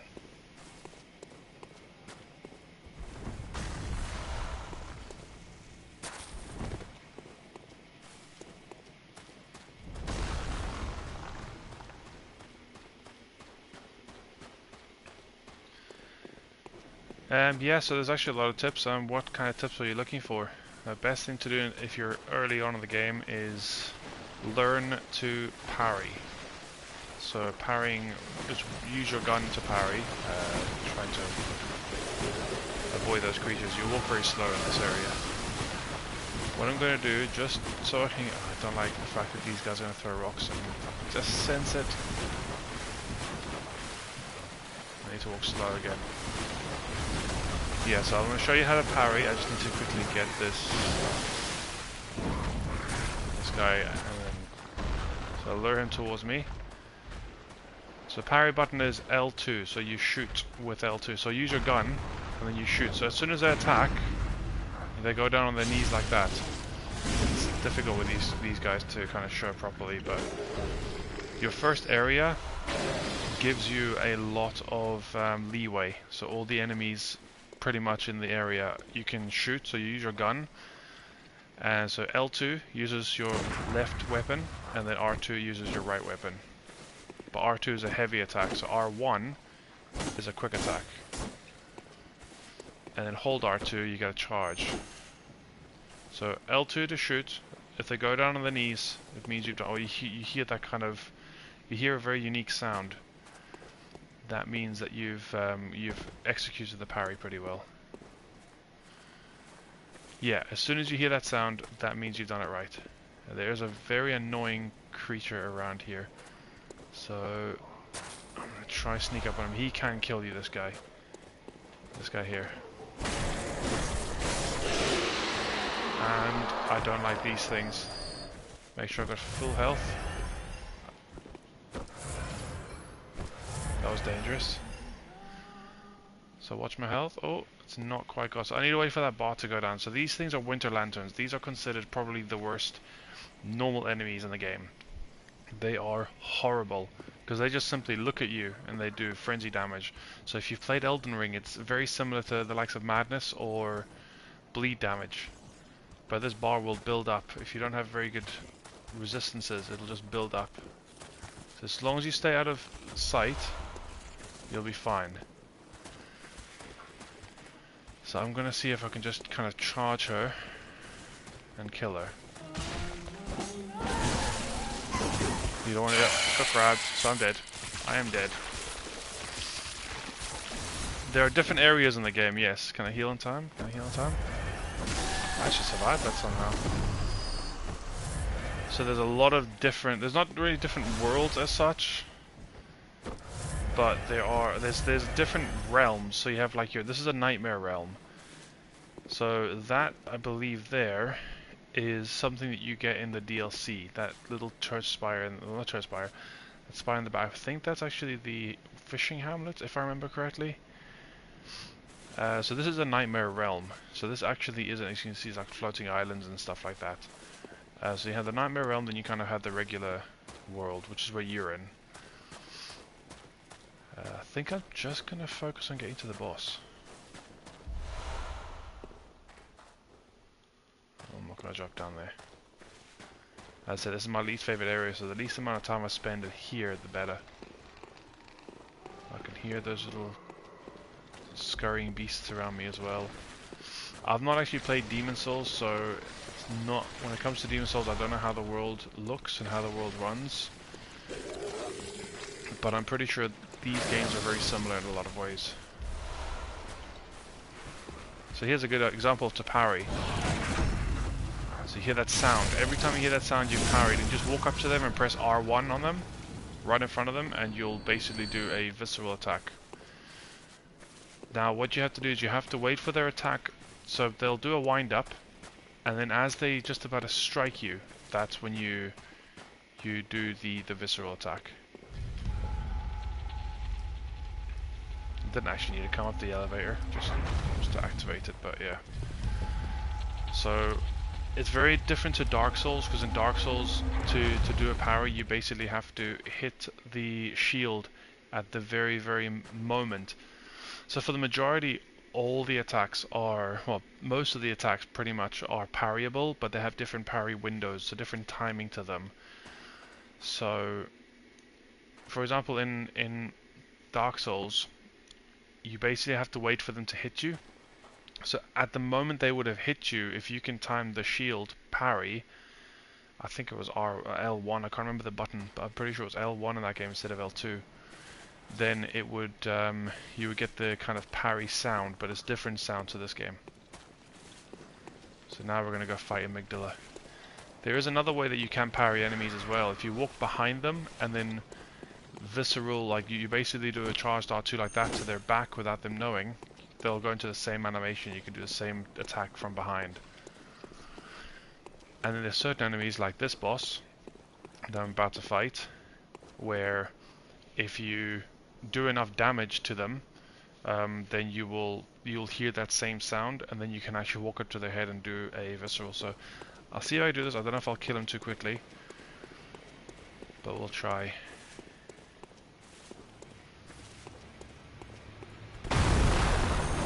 Actually missed his head, so I need to go for his head here. So that's one of my favorite bosses, this. Come on.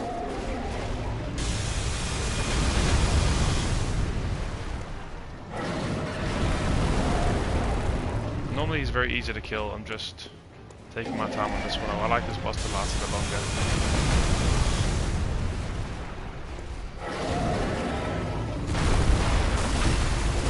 That damage, you can hear the sound, walk up to his head, then do a visceral attack on him. I'll go to his second phase now. So now he's got AoE damage to it.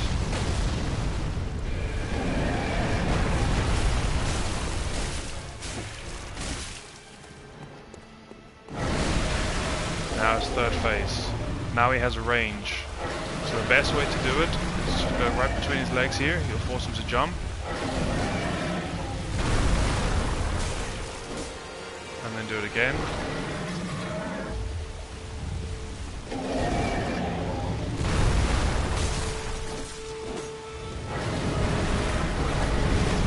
Just kind of rinse and repeat.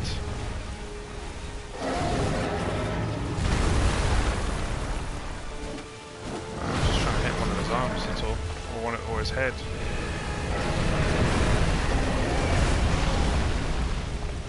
If you hit his legs, it doesn't do a lot of damage, so... There we go, got his head. That tends to be the way I like to kill him. Just, if he gets to his third phase, it's very, very difficult to kill him. Or do damage to him, because he's got a lot more range. Just kind of walk between his legs, you force him to jump. And he'll almost always have his head facing the same direction you're facing, so if you just walk up to that area and dodge at the moment you think he's going to land, he'll always do the jump will always last the same length of time, so eventually you will learn the timing of it.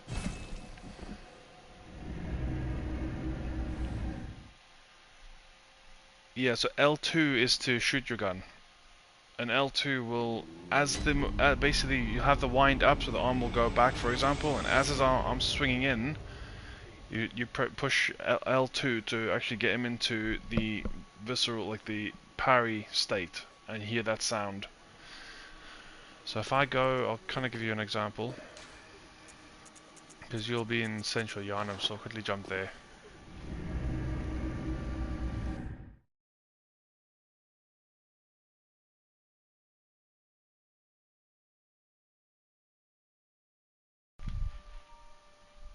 Okay.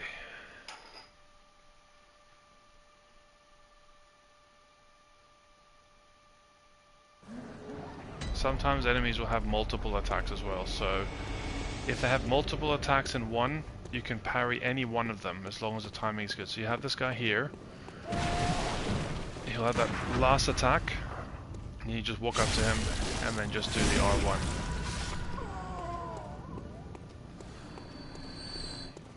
So that's like probably the best ways to do it. You can obviously just use your R1 attacks, but also R1 L1. So if you press R1 then L1, you'll do transitional attack. Now the fastest weapon to do transitional attacks with is the saw cleaver or the saw spear, which is I've got the saw spear. They do the same thing.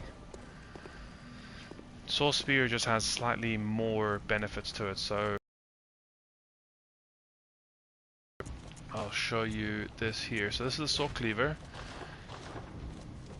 Oops.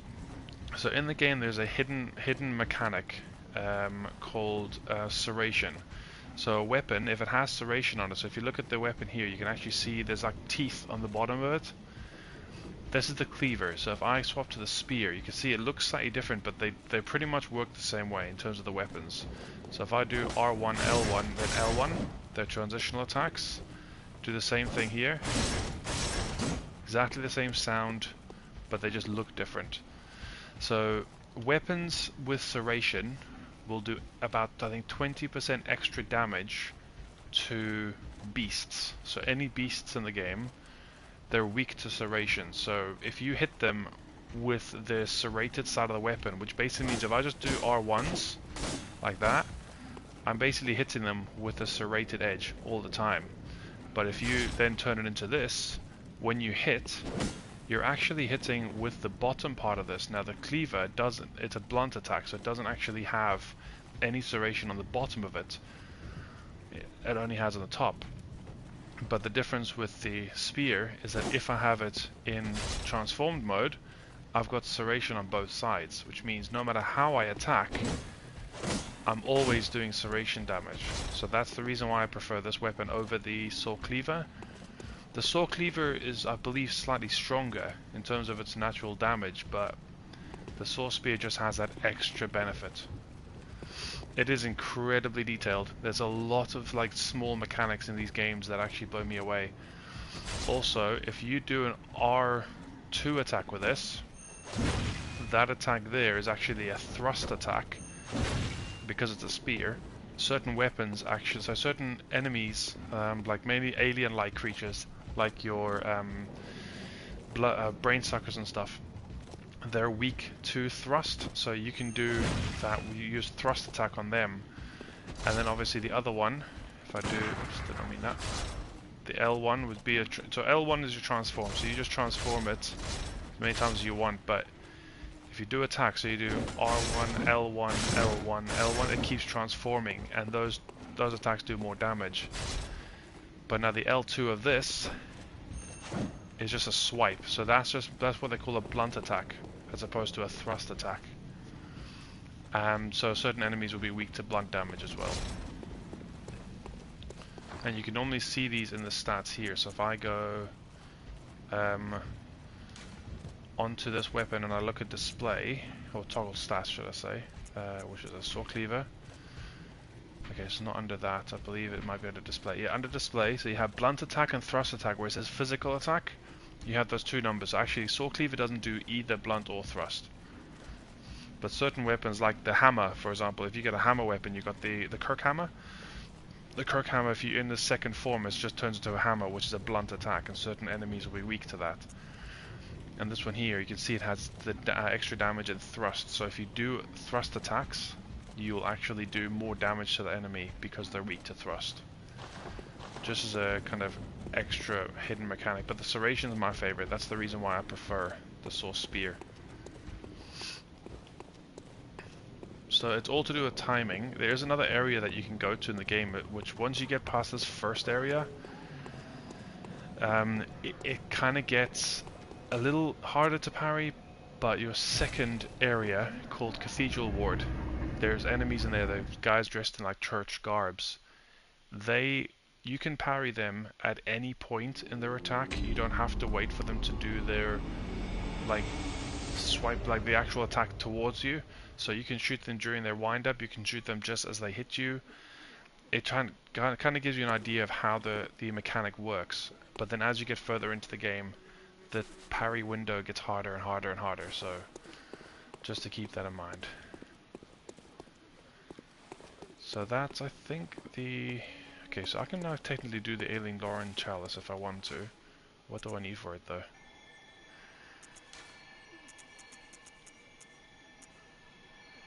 I need 9 Ritual Blood 4s and 4 Cold Bloods. Okay, so that's probably not going to work then. So what I'll do instead is I'm going to search for a chalice here. No worries, I appreciate it, Slick. Hopefully I'll see you more often. I'm going to try to stream this as much as I can, but it'll be a mix of these and other games as well. I'll be streaming. Have a good one. XRY 6T3 XT. That should work. Yeah, it does. Okay, good. So this should give me one in a coffin in the layer 2 pre-lamp, and there's 2 in the starting room of layer 2 lamp as well.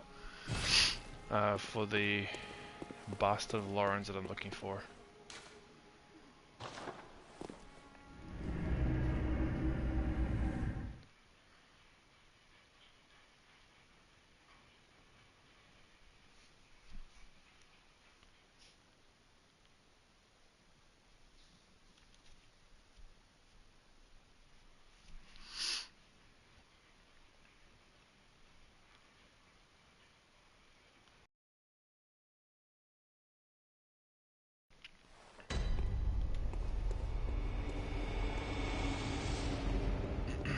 Okay, so it's layer 2 I need to get to for that.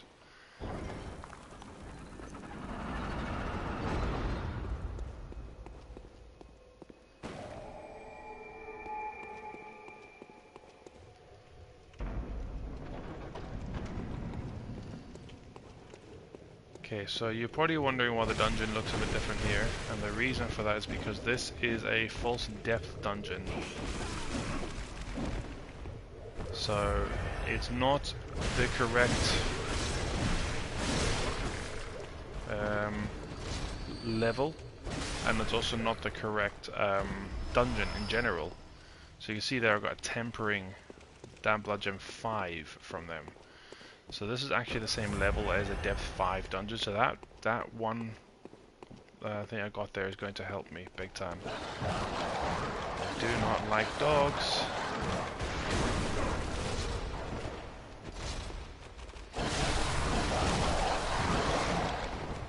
Especially when they're over leveled.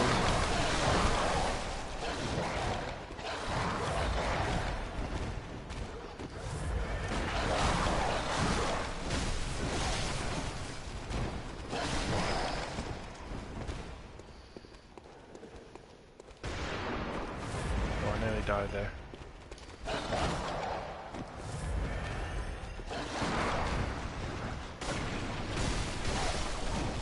Go.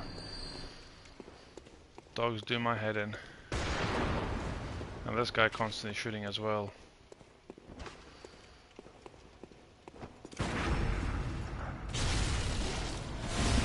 Completely wasted a bunch of vials there I didn't need to waste.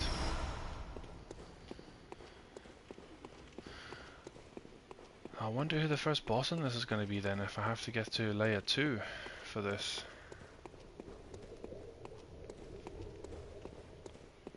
Because it's a, this is a root chalice, so root chalices are randomized. So whenever you get those ones that say root on them, it means that there's no set boss list. It's always randomized. There are certain bosses that can only spawn in these dungeons.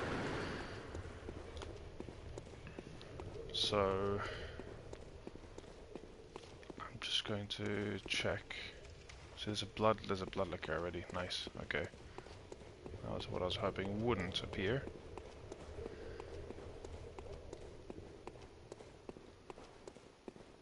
This place is like an absolute maze.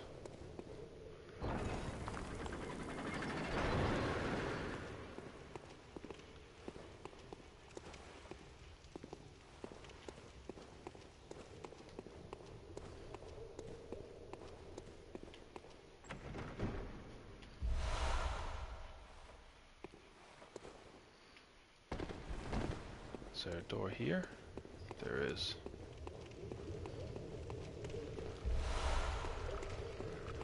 Okay, so the thing should be up here. Yeah, and there's a brain sucker near it as well.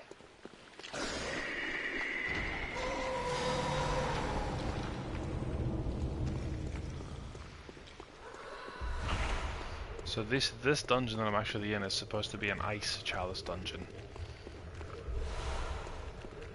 Which or is chalice, however you want to pronounce it. I pronounce it as ice because it sounds cool. Now I'm gonna have to fight past this blood liquor, aren't I? Yeah, please don't hit me, please don't hit me, please don't hit me, leave me alone.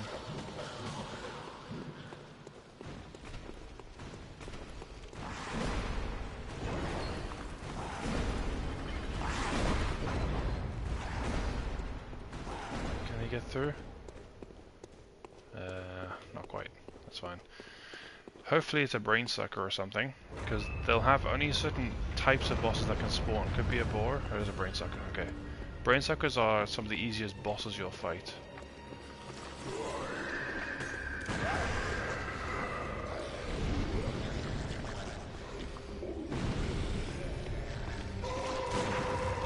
I parried that.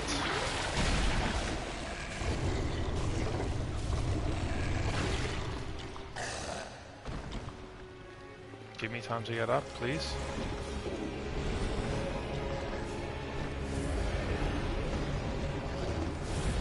If you get hit by that, by the way, you will be stun locked. Like that. Oh dear me.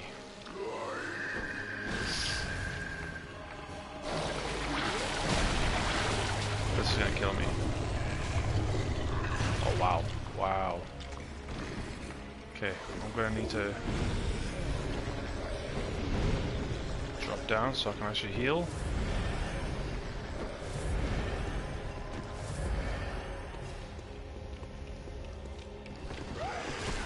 Oh, come on.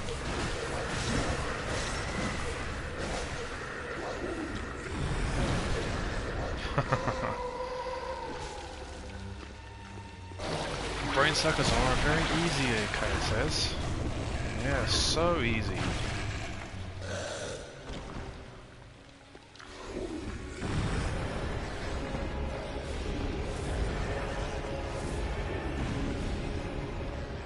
The annoying thing is I haven't got ball paper equipped because I probably thought I didn't need ball paper.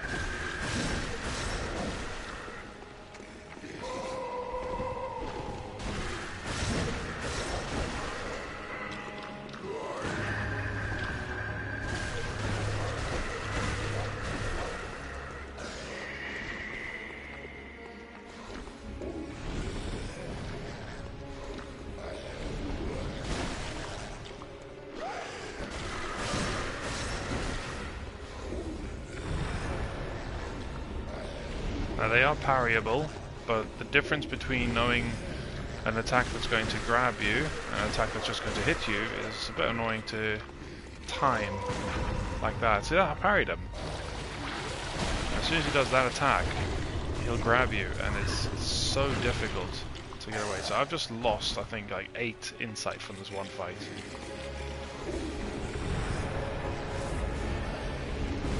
Oh, for crying out loud, I thought it was hidden. You missed me though. You missed me, thankfully.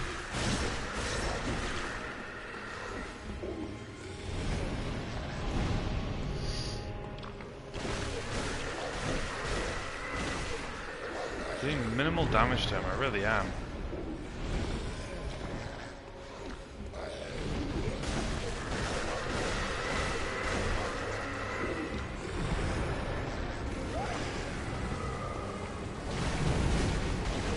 Fire really does much to him, unfortunately. Oh, come on. Miss me. This is the most expensive fight I've ever had.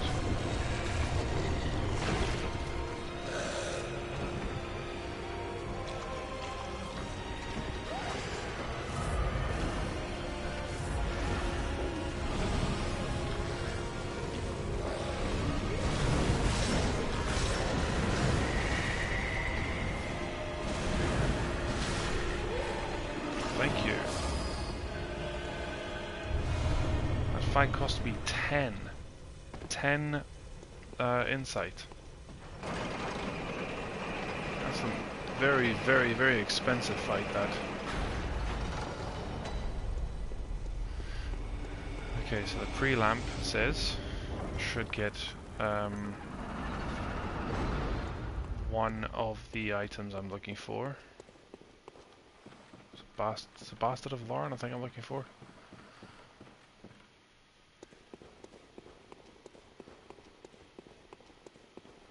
More dogs. It's exactly what I want.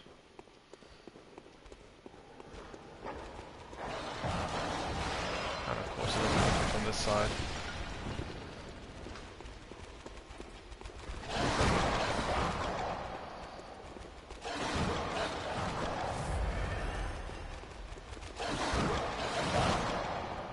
I have no idea where I'm going.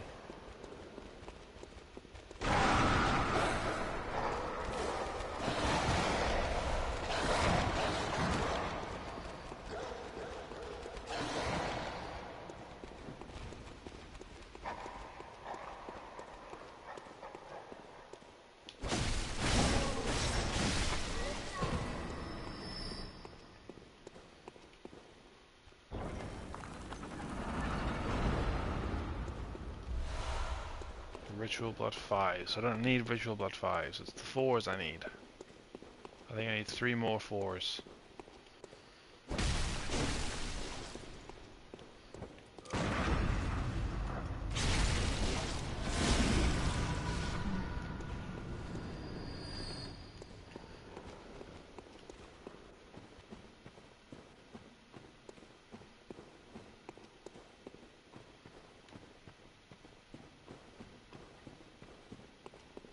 I hate sewers.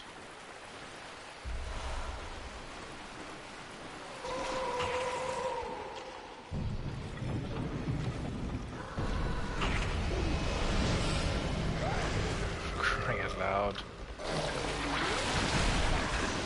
The fact that these bloody things exist. Don't bite me, don't bite me, don't bite me, don't bite me while I'm lying down.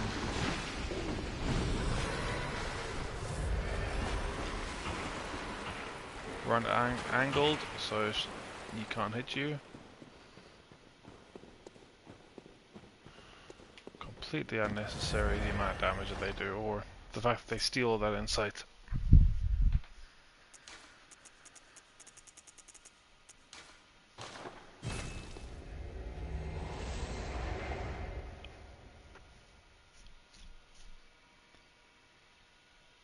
I didn't actually see what I picked up. I'm assuming I picked up what I was looking for. Did I? Yeah, 1. So I need 2, I believe.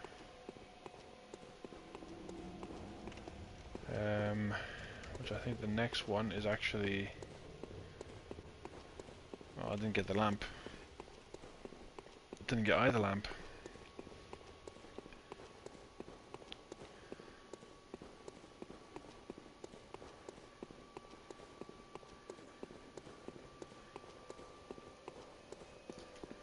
So I got that one there.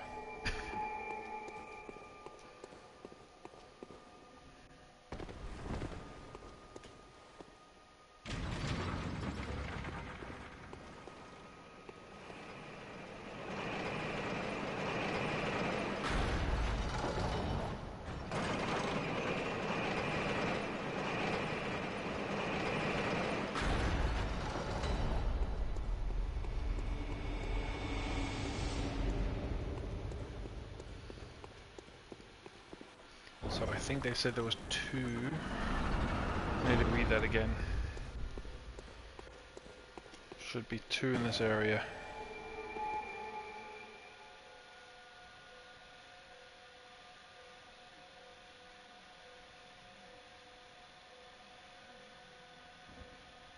Two in the starting room. Oh, nice. I'm in the safe area, but obviously not that safe.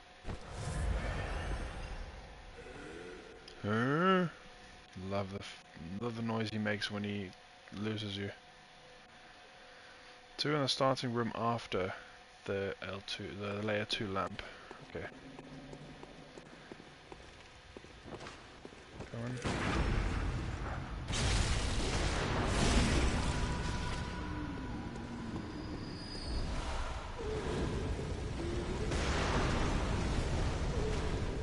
These things.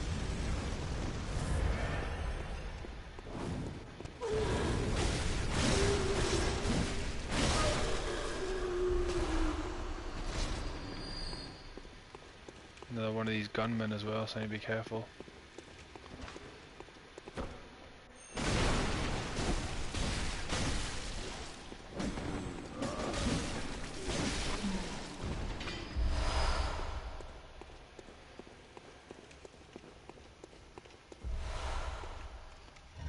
be 2 in here, in these.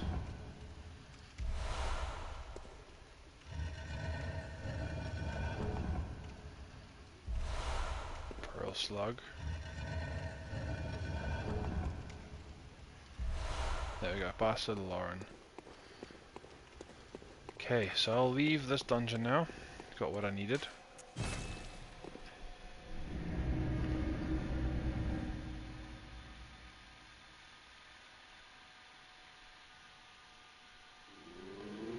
If you can't hear a noise in the background, that's just a washing machine.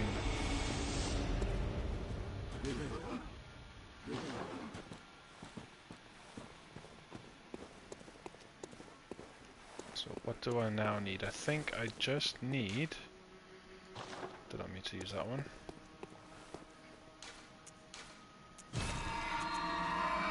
What if I just need the ritual blood now? Yeah, so I need 3 more ritual blood 4s. So what I'm gonna do is I'm gonna see if I can get those 3 from... Is this the dungeon? Is this the lower... That's Central Temeru. Maybe for Lower Temeru dungeon. That's the one. So I'm gonna go to layer 4.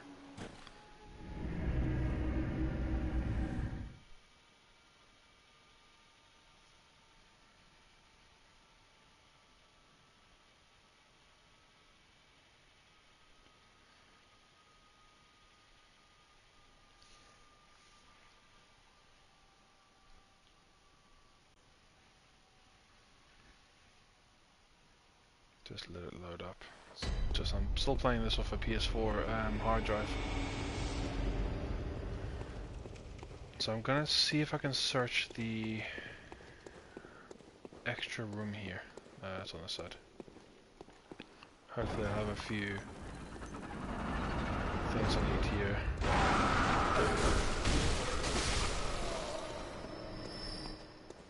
Like just 3 ritual blood 4s, that's all I need from this area.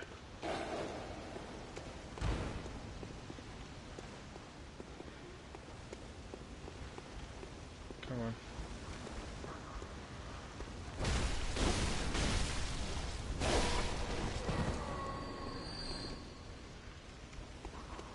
Trying to lure these guys separately.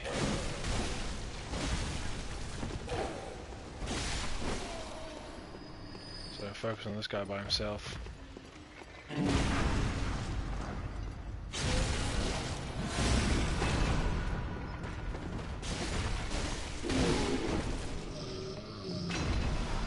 Could have gone horribly wrong there.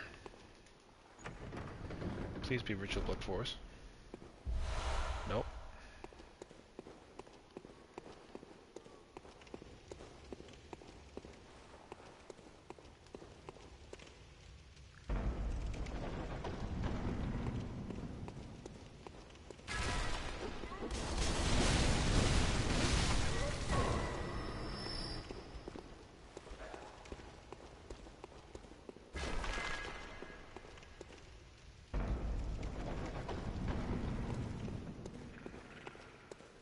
Oh, I hear spiders. I hear spiders. And not only that, I've got a feeling the spiders involved are being summoned.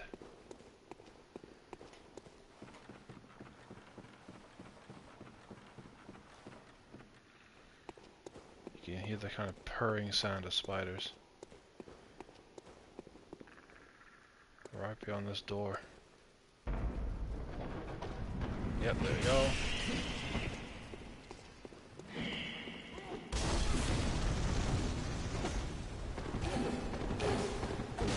No, dodge the right way.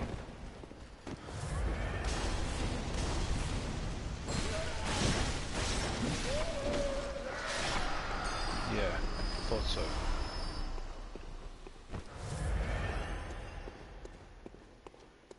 Now please be in that chest. Please be some ritual blood 4s. I don't know why I dodged sideways there, it's weird.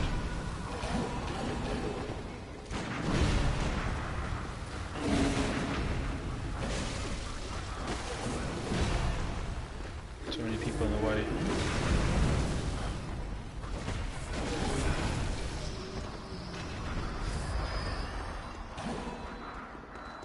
That is my washing done as well, so once I get this area clear, I'm going to go hang the washing up and I'll be back.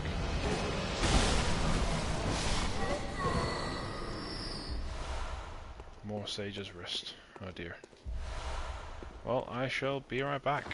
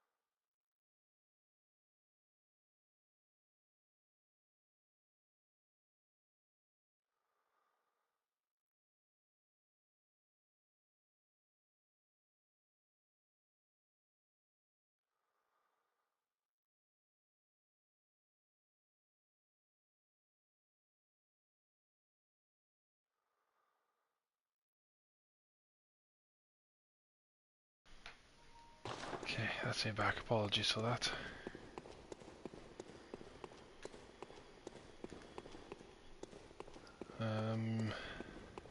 Should I just run back? Oh, I can do.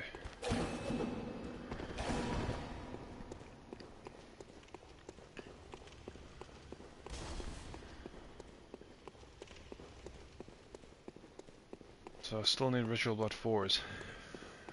I don't know where I'm going to actually get them.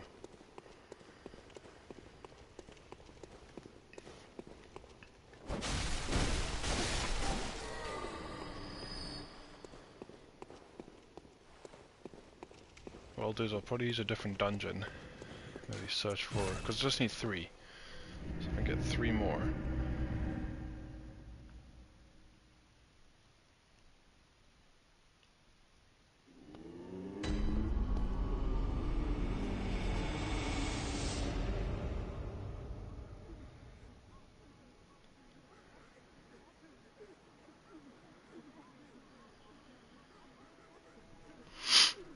Okay.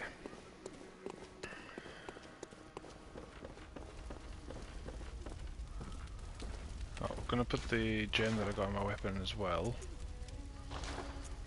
First of all, repair it. Oculus Reparo. That's weaker. It's a cursed one. No, it's not a cursed one. That's just a stamina increase one, okay. Cursed ones will be coming though.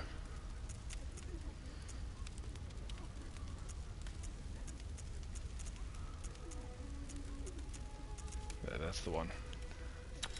There's also Tempering Damp Blood Gem 6 as well. Oh, that's okay. So that's an arcane one. Don't need arcane.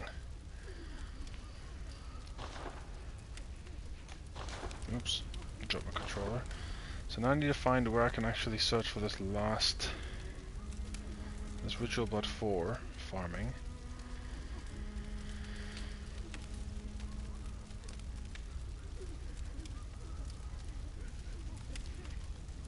Okay.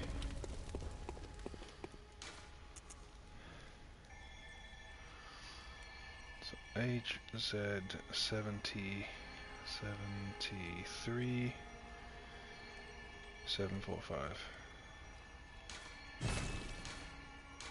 It's another low to Meru dungeon.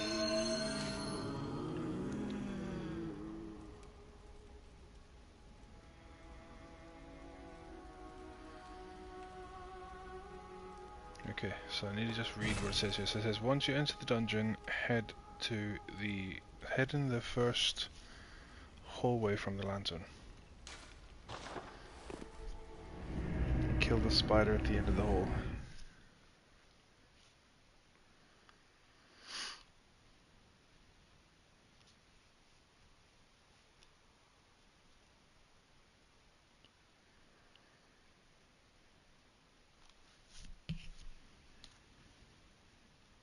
Let's see what we have to deal with here.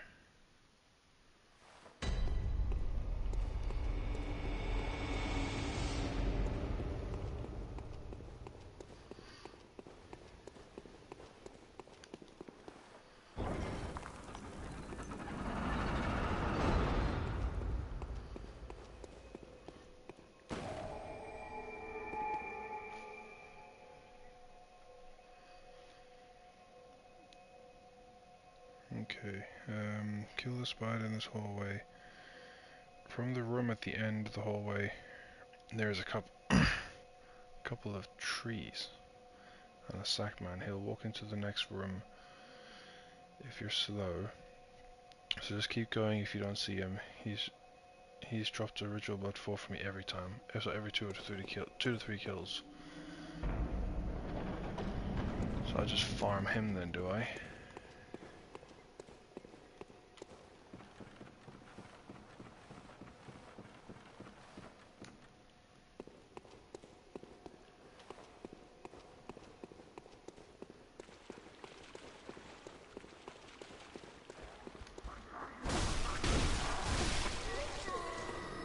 I haven't found any spiders yet. Oh, there you go.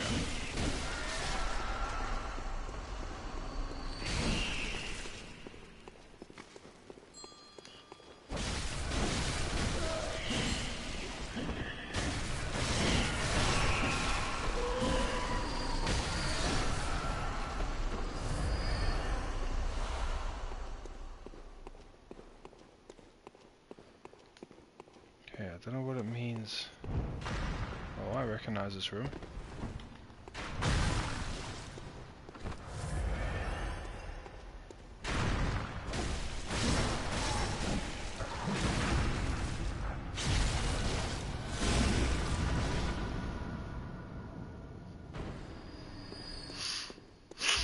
Unless what it means is I need to go through the pre-lantern area.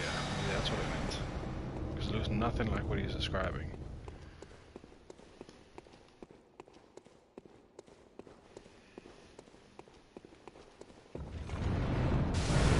Oh, I did not even see that. That's the first trap I've died to. 216,000. I should have spent that. That's me just being dumb.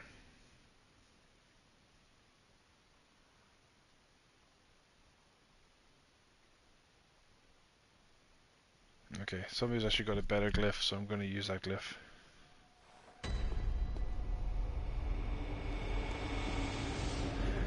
I need to get my echoes though, because that's a lot of echoes to lose.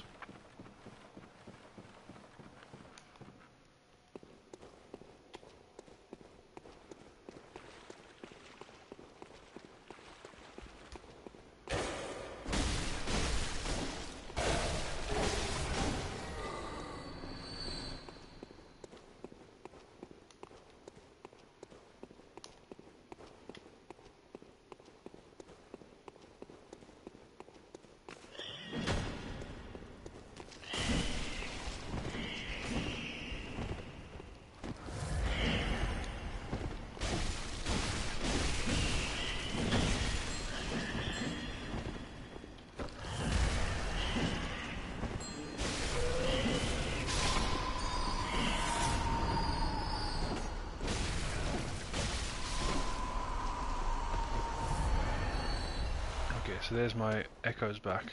Good. Now remember to destroy the trap before you walk through the door, or just avoid the button. Trap? No, I thought there was going to be a trap there. So let me try the other dungeon that they're suggesting to get those 4 I need. No, wrong way.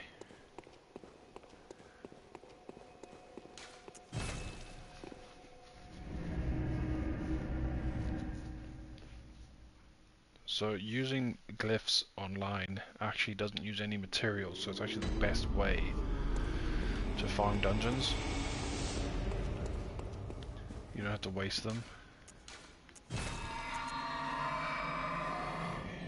So PE5 IMQWH QWH. I think I might remember this room. So I need 3 ritual blood 4s.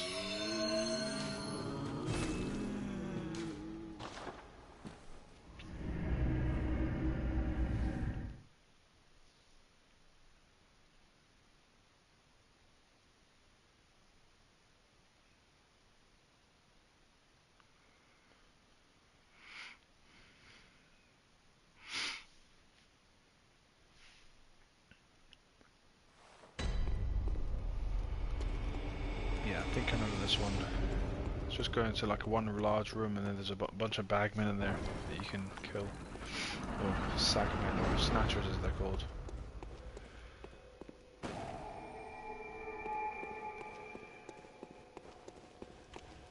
There's a trap around the middle. I'm going to avoid the trap for now. I'm going to get these guys.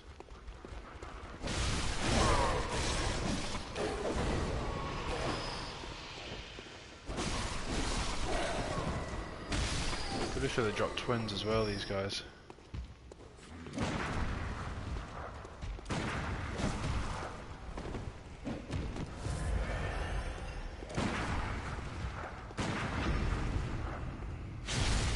Too many bullets for one guy there.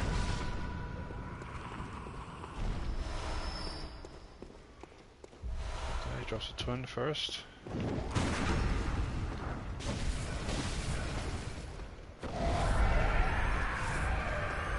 Can't let him transform there.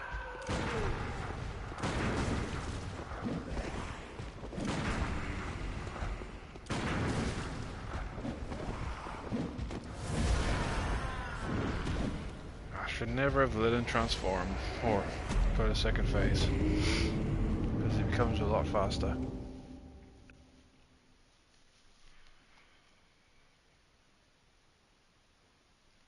There's a good way to farm for twins this as well. Twin stone shards if you need them.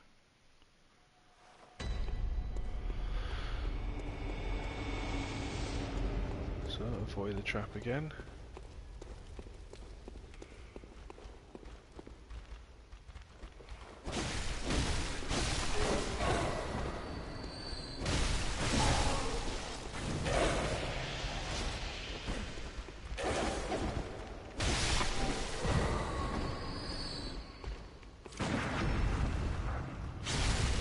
Don't know where my echoes are though.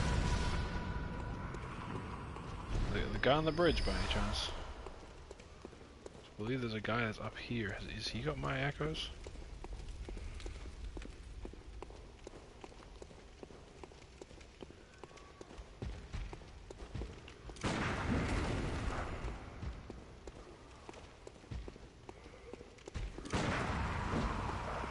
I hate timing those attacks.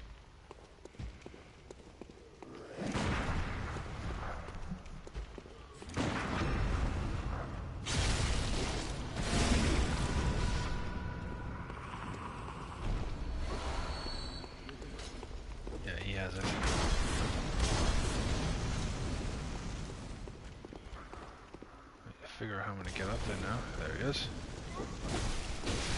Thank you for dropping down. I appreciate the assistance.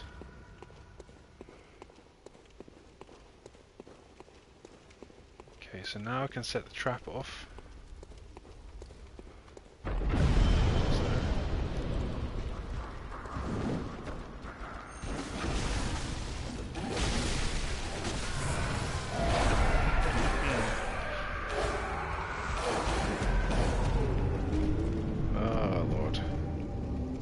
I'm having a rusty day today.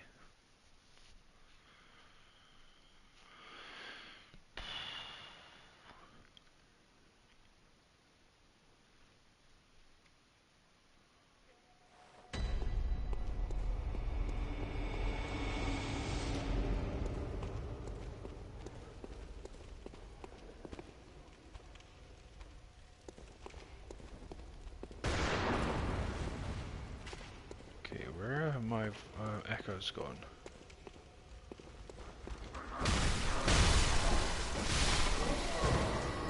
Basically they like to tie to the trap or something.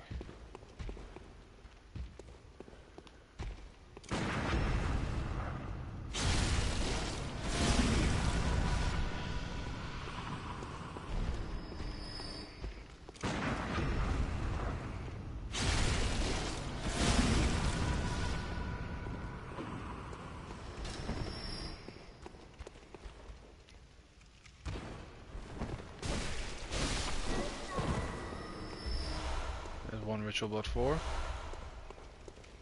So I need 2 more. Gonna have to set this trap off as well.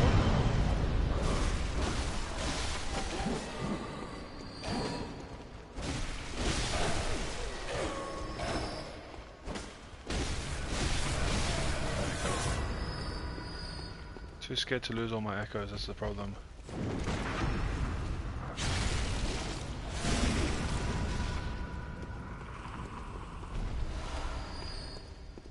Twin stone shards.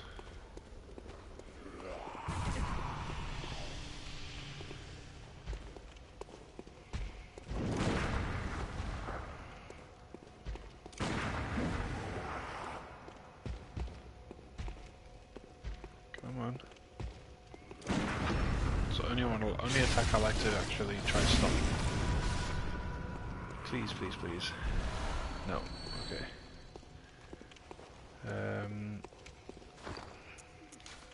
What I'm going to do, have I set it up on here? No, I haven't. So I'm going to set my... Actually, is there any point? No, because I only got 1 left. I'm going to go buy more of these, and I'm going to spend my echoes as well, because I kind of need to. But I've got 1, so I need 2 more Ritual Blood 4s, and then I can make the Cursed and Defiled dungeon. The hardest of the lot.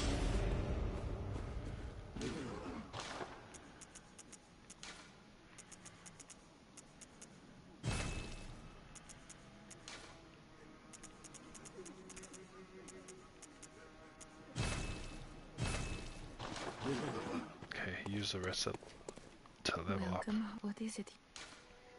Very well. Let me.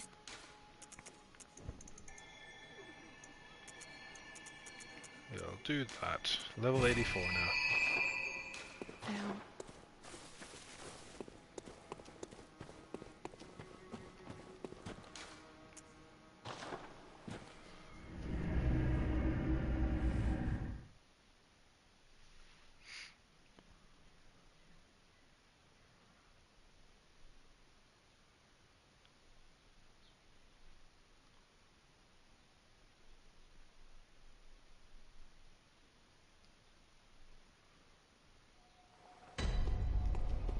Okay. Avoid the trap again.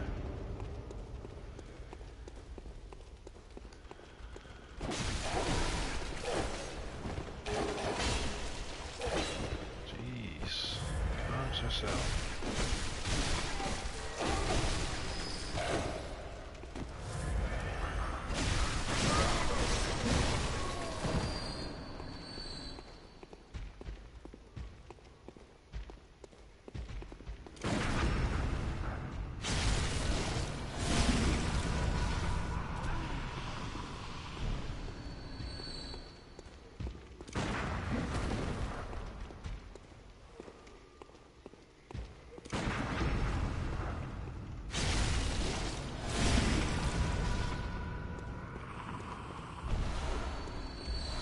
There's another Ritual Blood 4.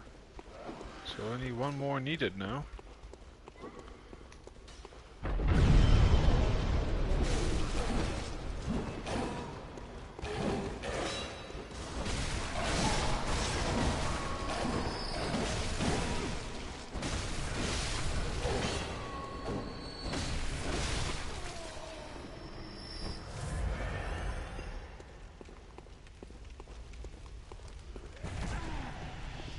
Got a bit of range on that.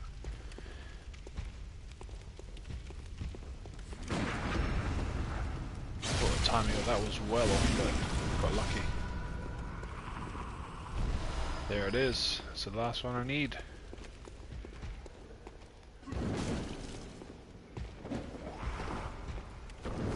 Just when did this guy transform? I don't remember watching him transform.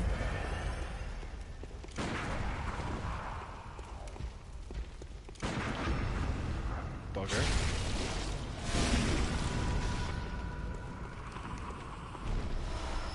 Got bolt paper. That must be a rare drop from him.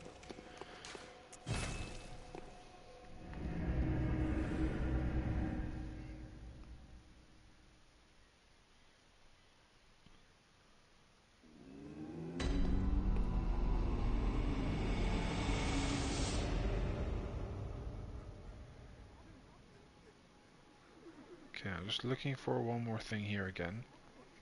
Because this dungeon also gives me a lot of really good gems I can find as well. Strengthen my weapon as much as I can.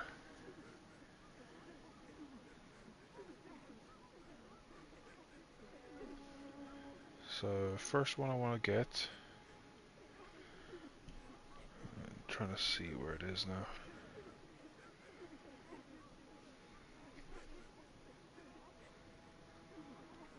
Here we go. 258 EATGN.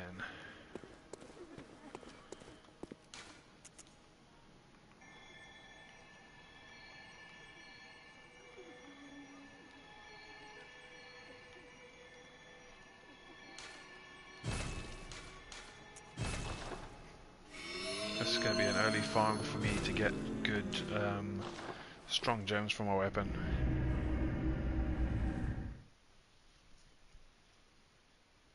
These are going to be cursed ones as well. It's going to be a cursed dungeon, I believe, as well.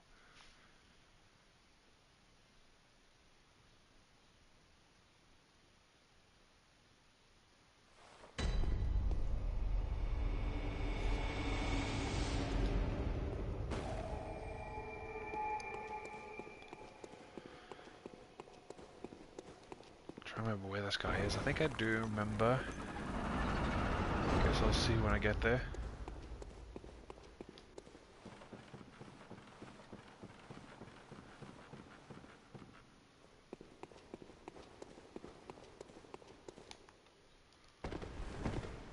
It's through here and then through here. Yes, this is the correct way. And he's just in here. Now he's gonna be tough early on.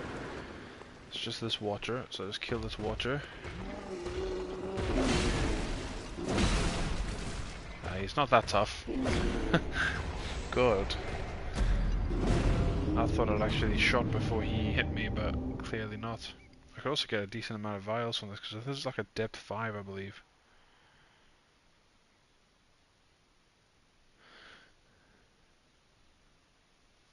So this is an early farm for triangle, cursed triangle gems that I can get.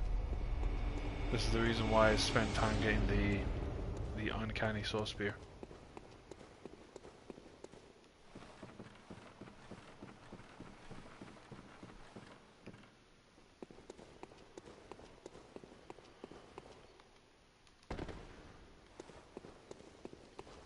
Let's try not to die so quickly this time around, shall we? One of those guys is my echo somewhere.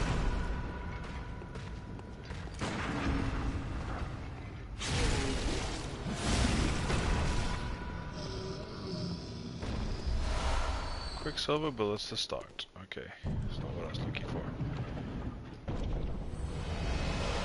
And the lost Kirk hammer as well.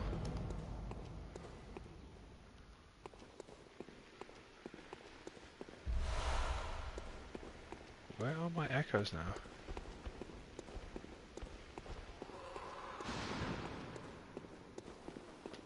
Is it maybe just outside then?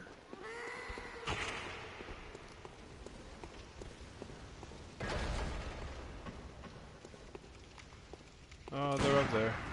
Nice.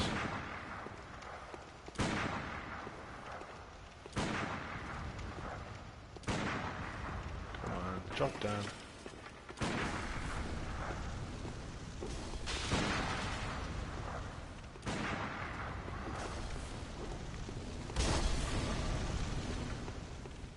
Will he drop down?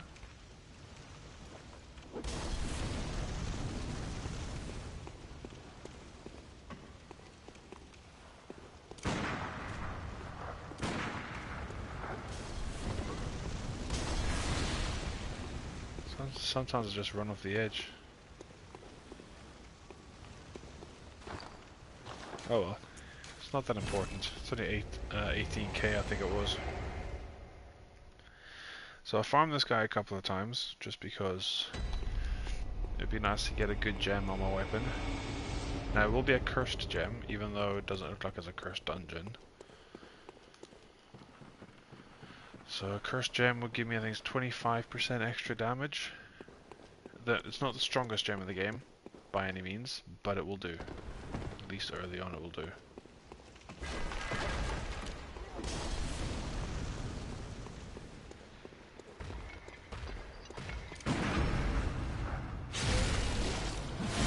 That item will be a great one's wisdom in the chest there as well, in the coffin. There you can get in there. More quicksilver bullets. That's not what I want.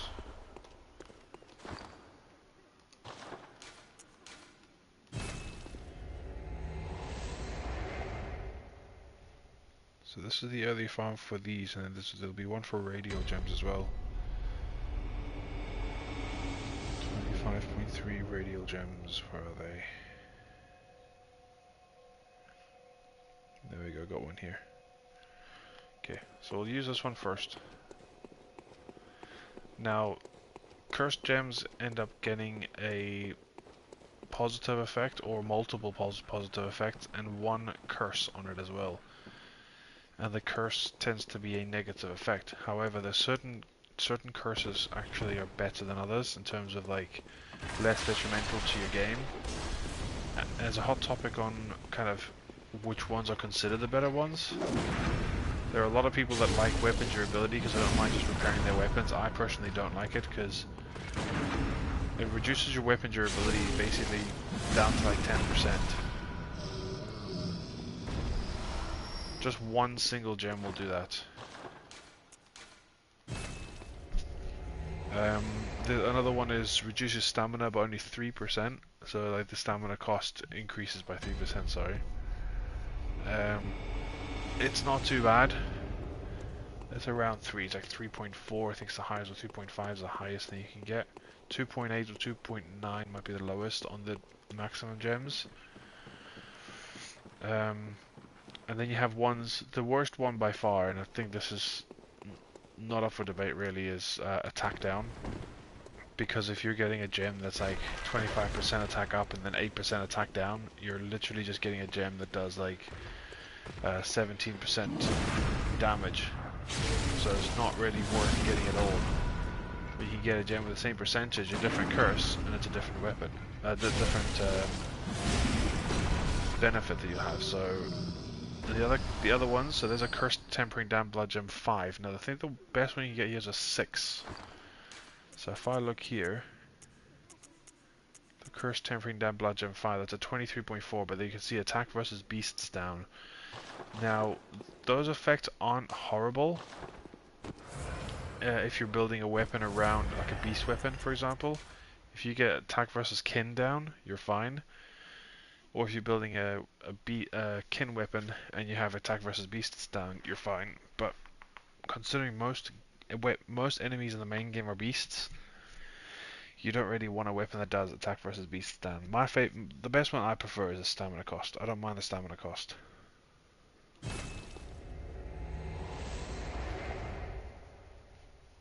So attack versus beast down there is probably not going to be the greatest, but it's not horrible. But 23.4, 25.2 I believe is or 25.3 is the best you can get from him.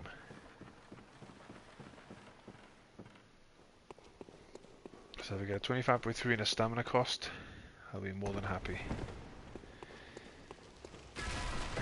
Also the thing to keep in mind is if you go for a gem with weapon durability down, it just takes one single gem with weapon durability down to basically reduce your weapon durability to its lowest possible.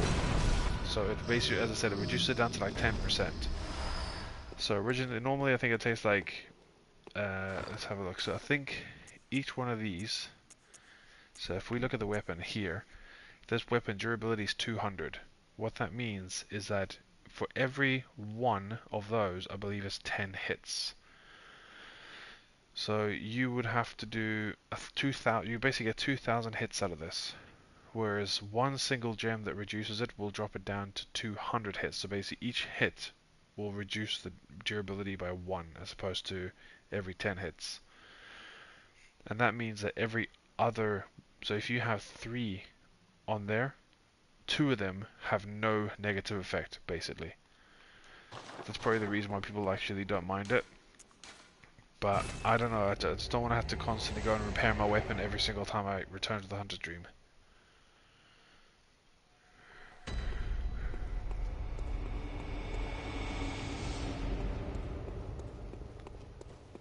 But if you don't mind, the constant repair, then by all means go for the weapon durability down.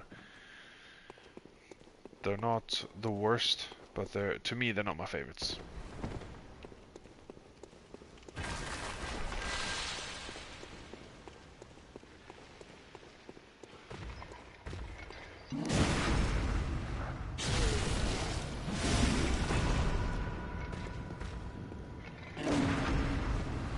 Now with these guys, every time you parry them, they will always attack as soon as they get up.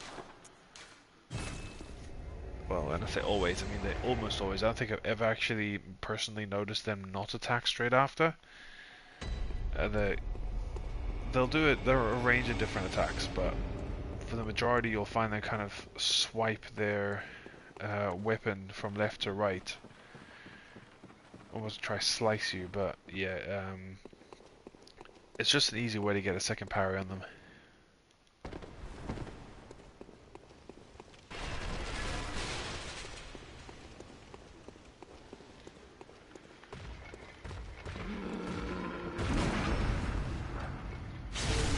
Oh, shooting him down the stairs, that's not what I want to do, but it's fine. So he'll attack now. See, always attacks. Hopefully in the next 5 I will get a better gem. So I'm back up to 200,000 again. See how quick you can get your gems up here. Your gems, your echoes up.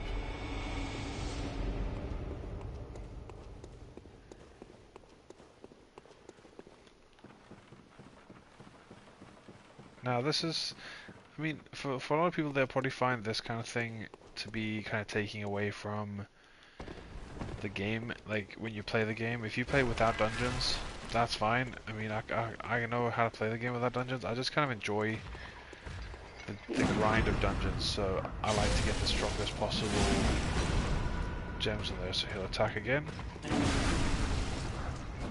Oh. Don't know how I missed that. I kind of phased through him there. First time I've seen that.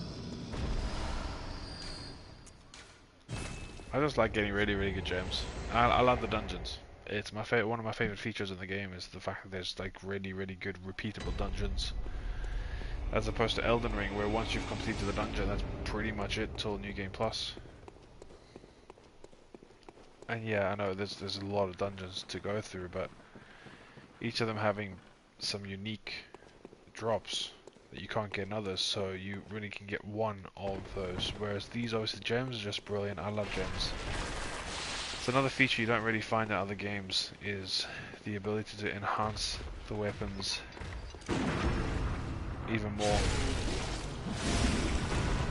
and having them as a permanent thing as well.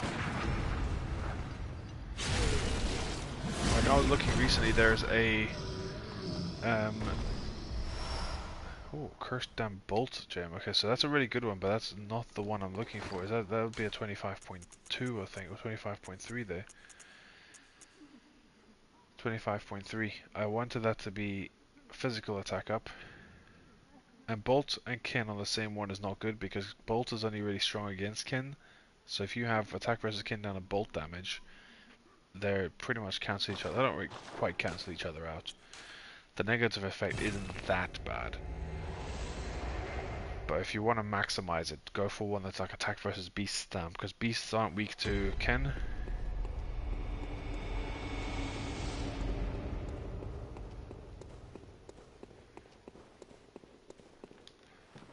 And I also understand this is probably not the most entertaining thing to watch, so I do apologize. I'm going to try kind of fill the silence and give tips where I can as well. Once I run out of these, whatever gems I have, I'll just stick on.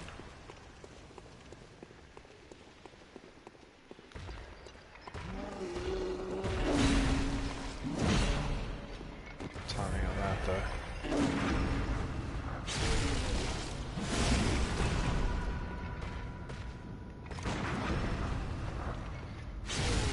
That one where he tries to stab you at a distance, he'll do quite a few swipes at it. Oh, there we go.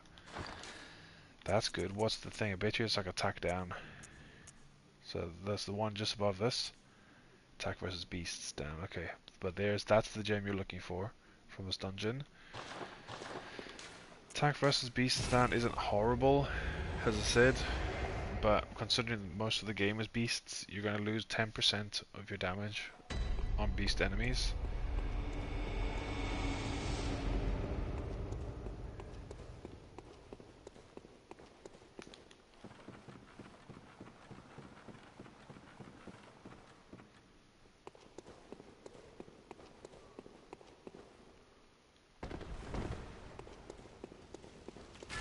So I've got 2 more.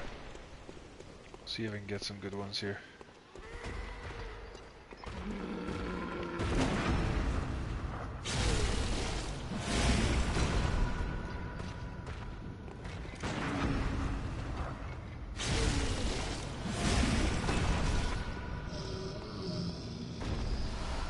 Celestial Blood 5. Okay, well, technically it's 2, but I'll just do that one. And I'll go stick that gem on, because it's still going to be better than what I've currently got, so that's fine.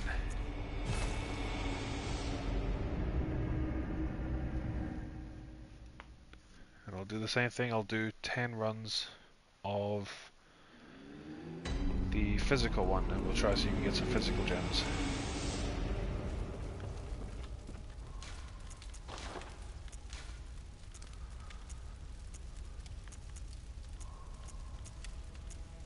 So look at the difference, 261 that goes up to, from 209. So very, very good.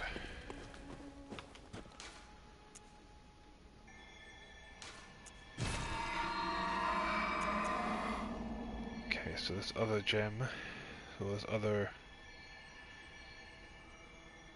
one that I'm looking for, which one was it again? 25.3.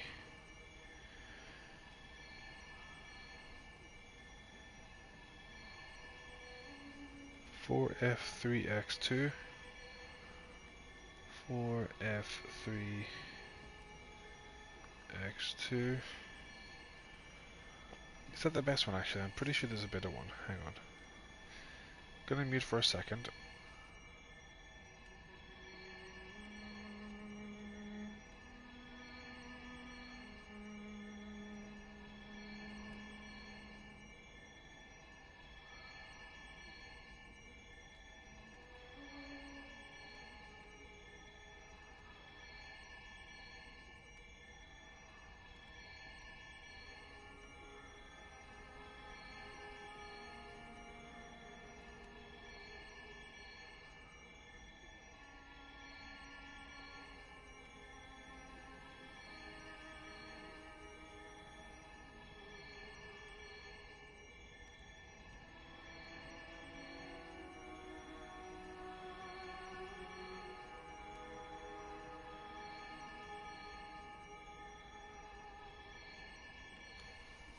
Okay, so I have found a better one here. 9 CJP. 9 CJP. Oops.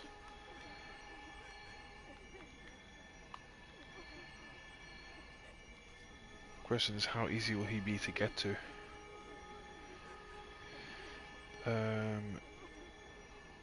NPSD. NPSD.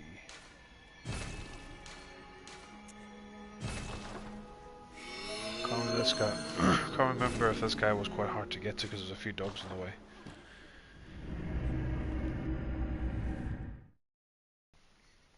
I don't even know I'm going in. I need to get some Bolt Hunter marks and also get leveled up. So that wasn't the smartest move.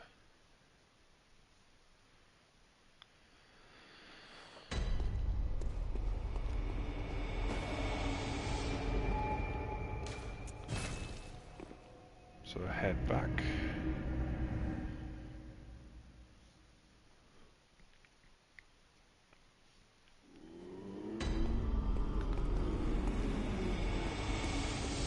Okay, so get the Bolt Hunter marks first. Get that out the way. I'll buy 10 to be fair to make an even number. Welcome. What is it? Very well. Let me.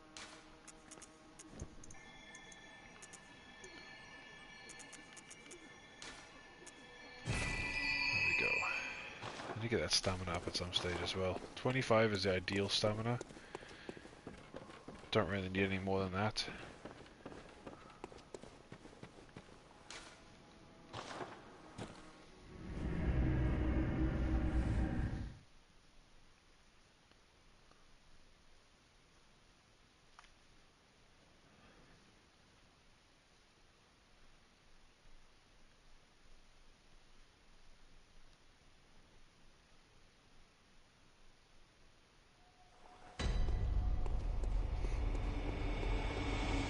So pre-lamp area, so it should be this way.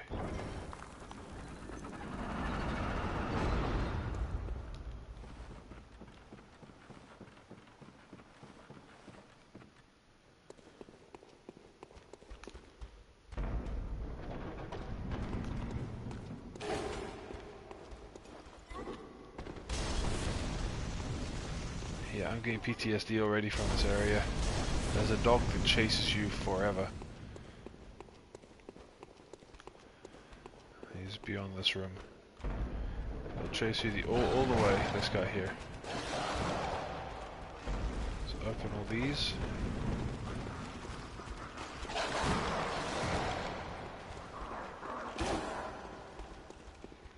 So this is the guy.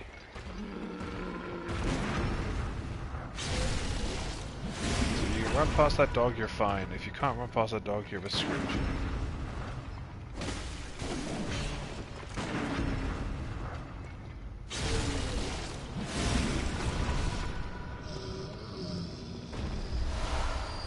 Quicksilver bullets to start.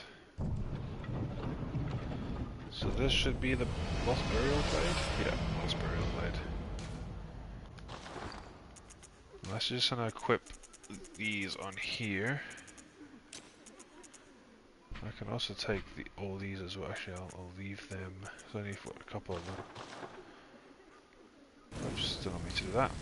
What a waste of a fire paper. It's fine, I can buy fire paper if need be.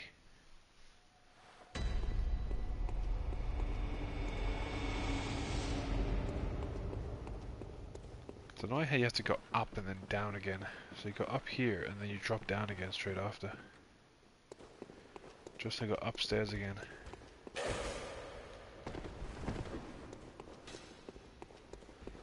So the best way to kind of run past these guys, or this dog, is run to here, so walk to here and then start sprinting now. And then just run past this guy.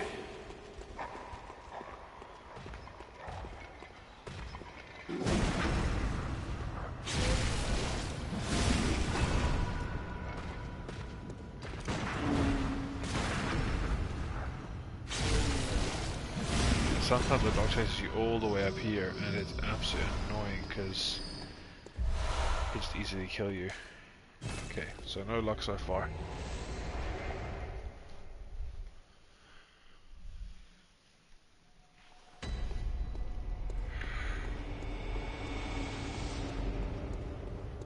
Hopefully I can get a couple like tempering damp 5s and 6s. I don't mind if they're not all 6s. Not at least now. Okay,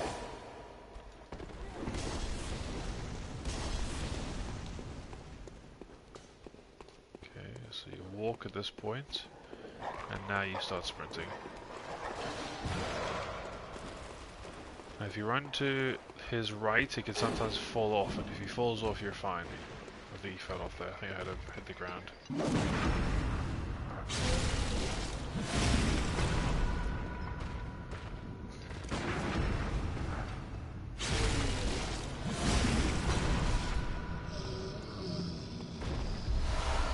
Okay, that's 3 runs of Quicksilver bullets. That's incredible.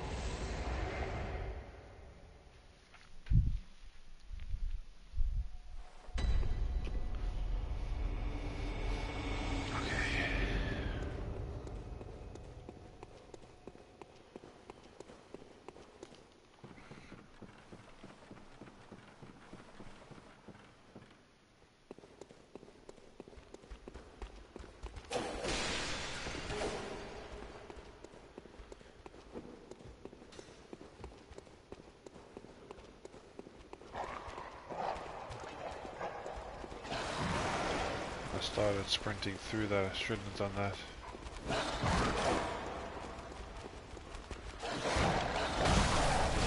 Feeling this dog was going to chase me.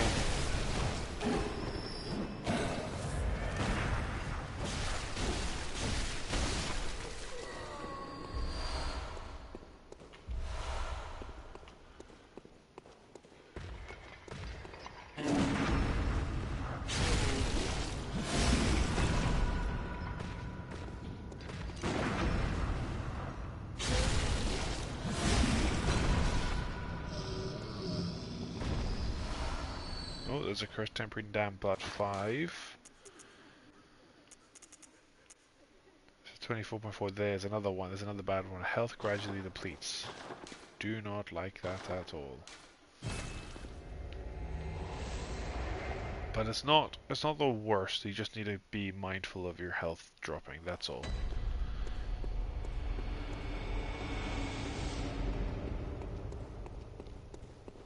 It also means you can't AFK for too long, otherwise you will just die.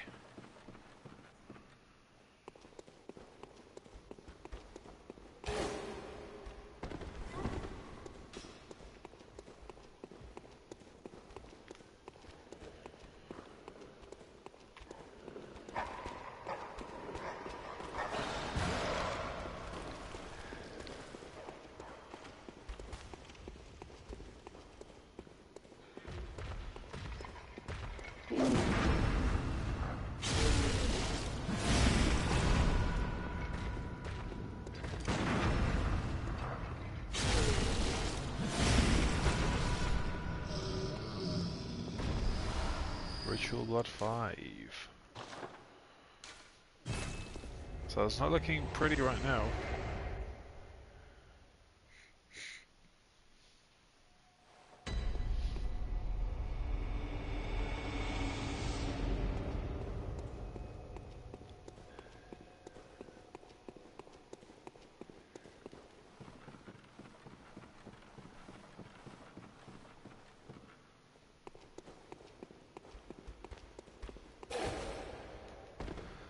So I am thinking of doing a new channel possibly, just to help get me into kind of streaming other games. So I'm thinking about making one for Minecraft, so I can start playing Minecraft as well.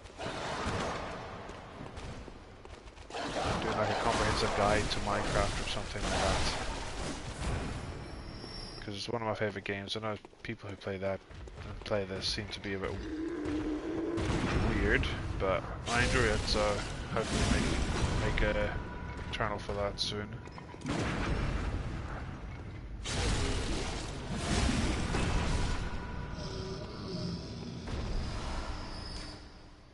Wow, my luck is not looking good right now.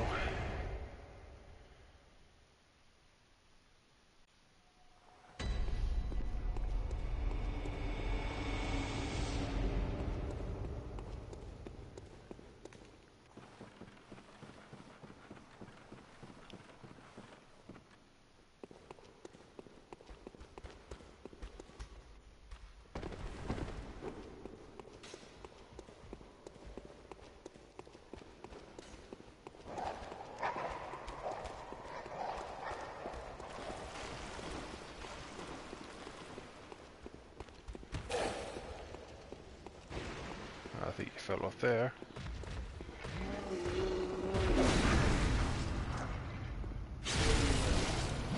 Really didn't get it there.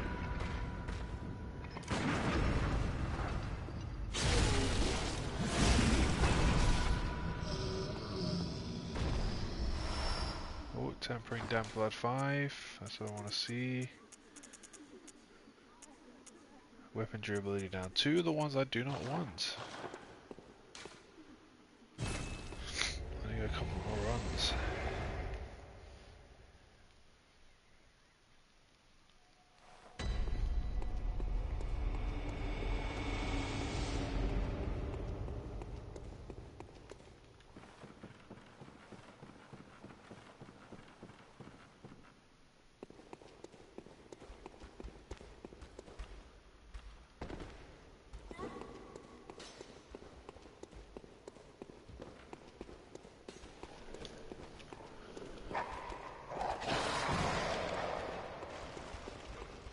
Hopefully he stops chasing me.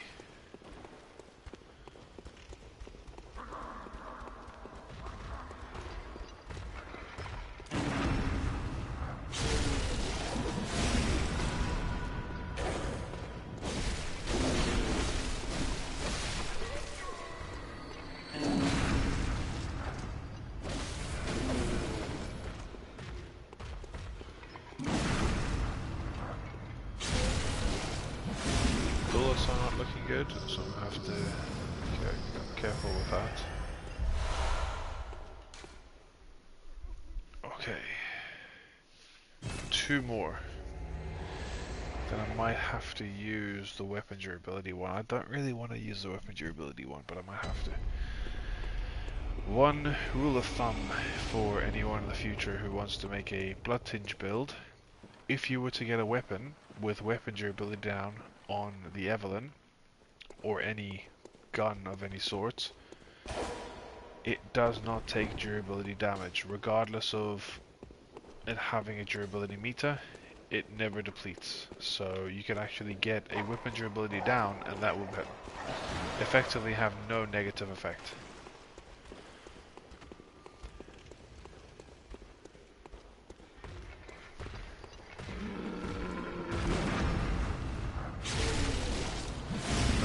Don't follow, stay where you are. Ah, damn it.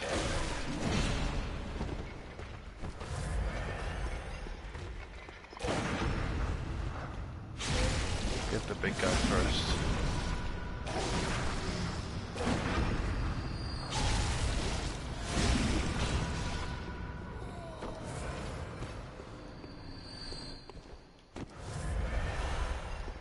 Wow. Okay, so I've had two of the worst negative effects here.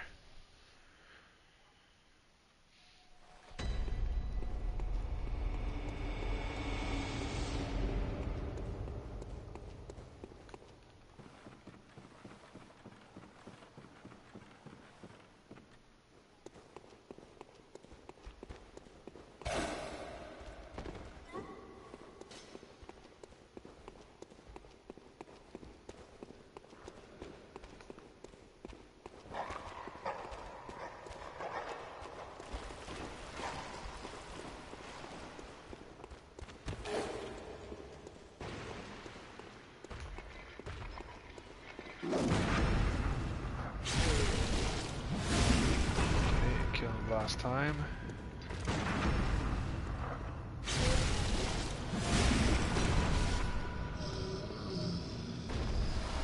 Curse the Den, Blood Gem 5.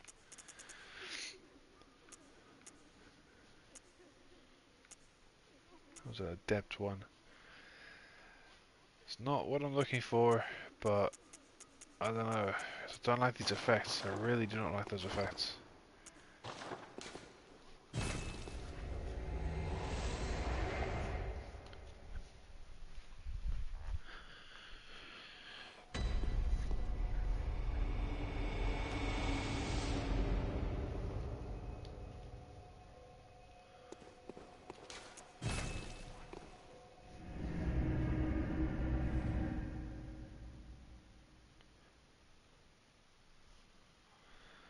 What time is it now? It's 7:30. I'm going to need to go get some dinner. So what I'm going to do is I'm going to end the stream there. And what I'll do is I'll probably maybe come back on later on. But probably not, actually not, maybe not tonight because of the time. So I'm up early tomorrow. So I think my next day off will probably be sometime next week. So I'll probably continue the stream next week, and then we'll get a few more Bloodborne sessions going. Anyway, for those who have watched, I do appreciate it. Thank you for that. And I will see you guys in the next one. See you later.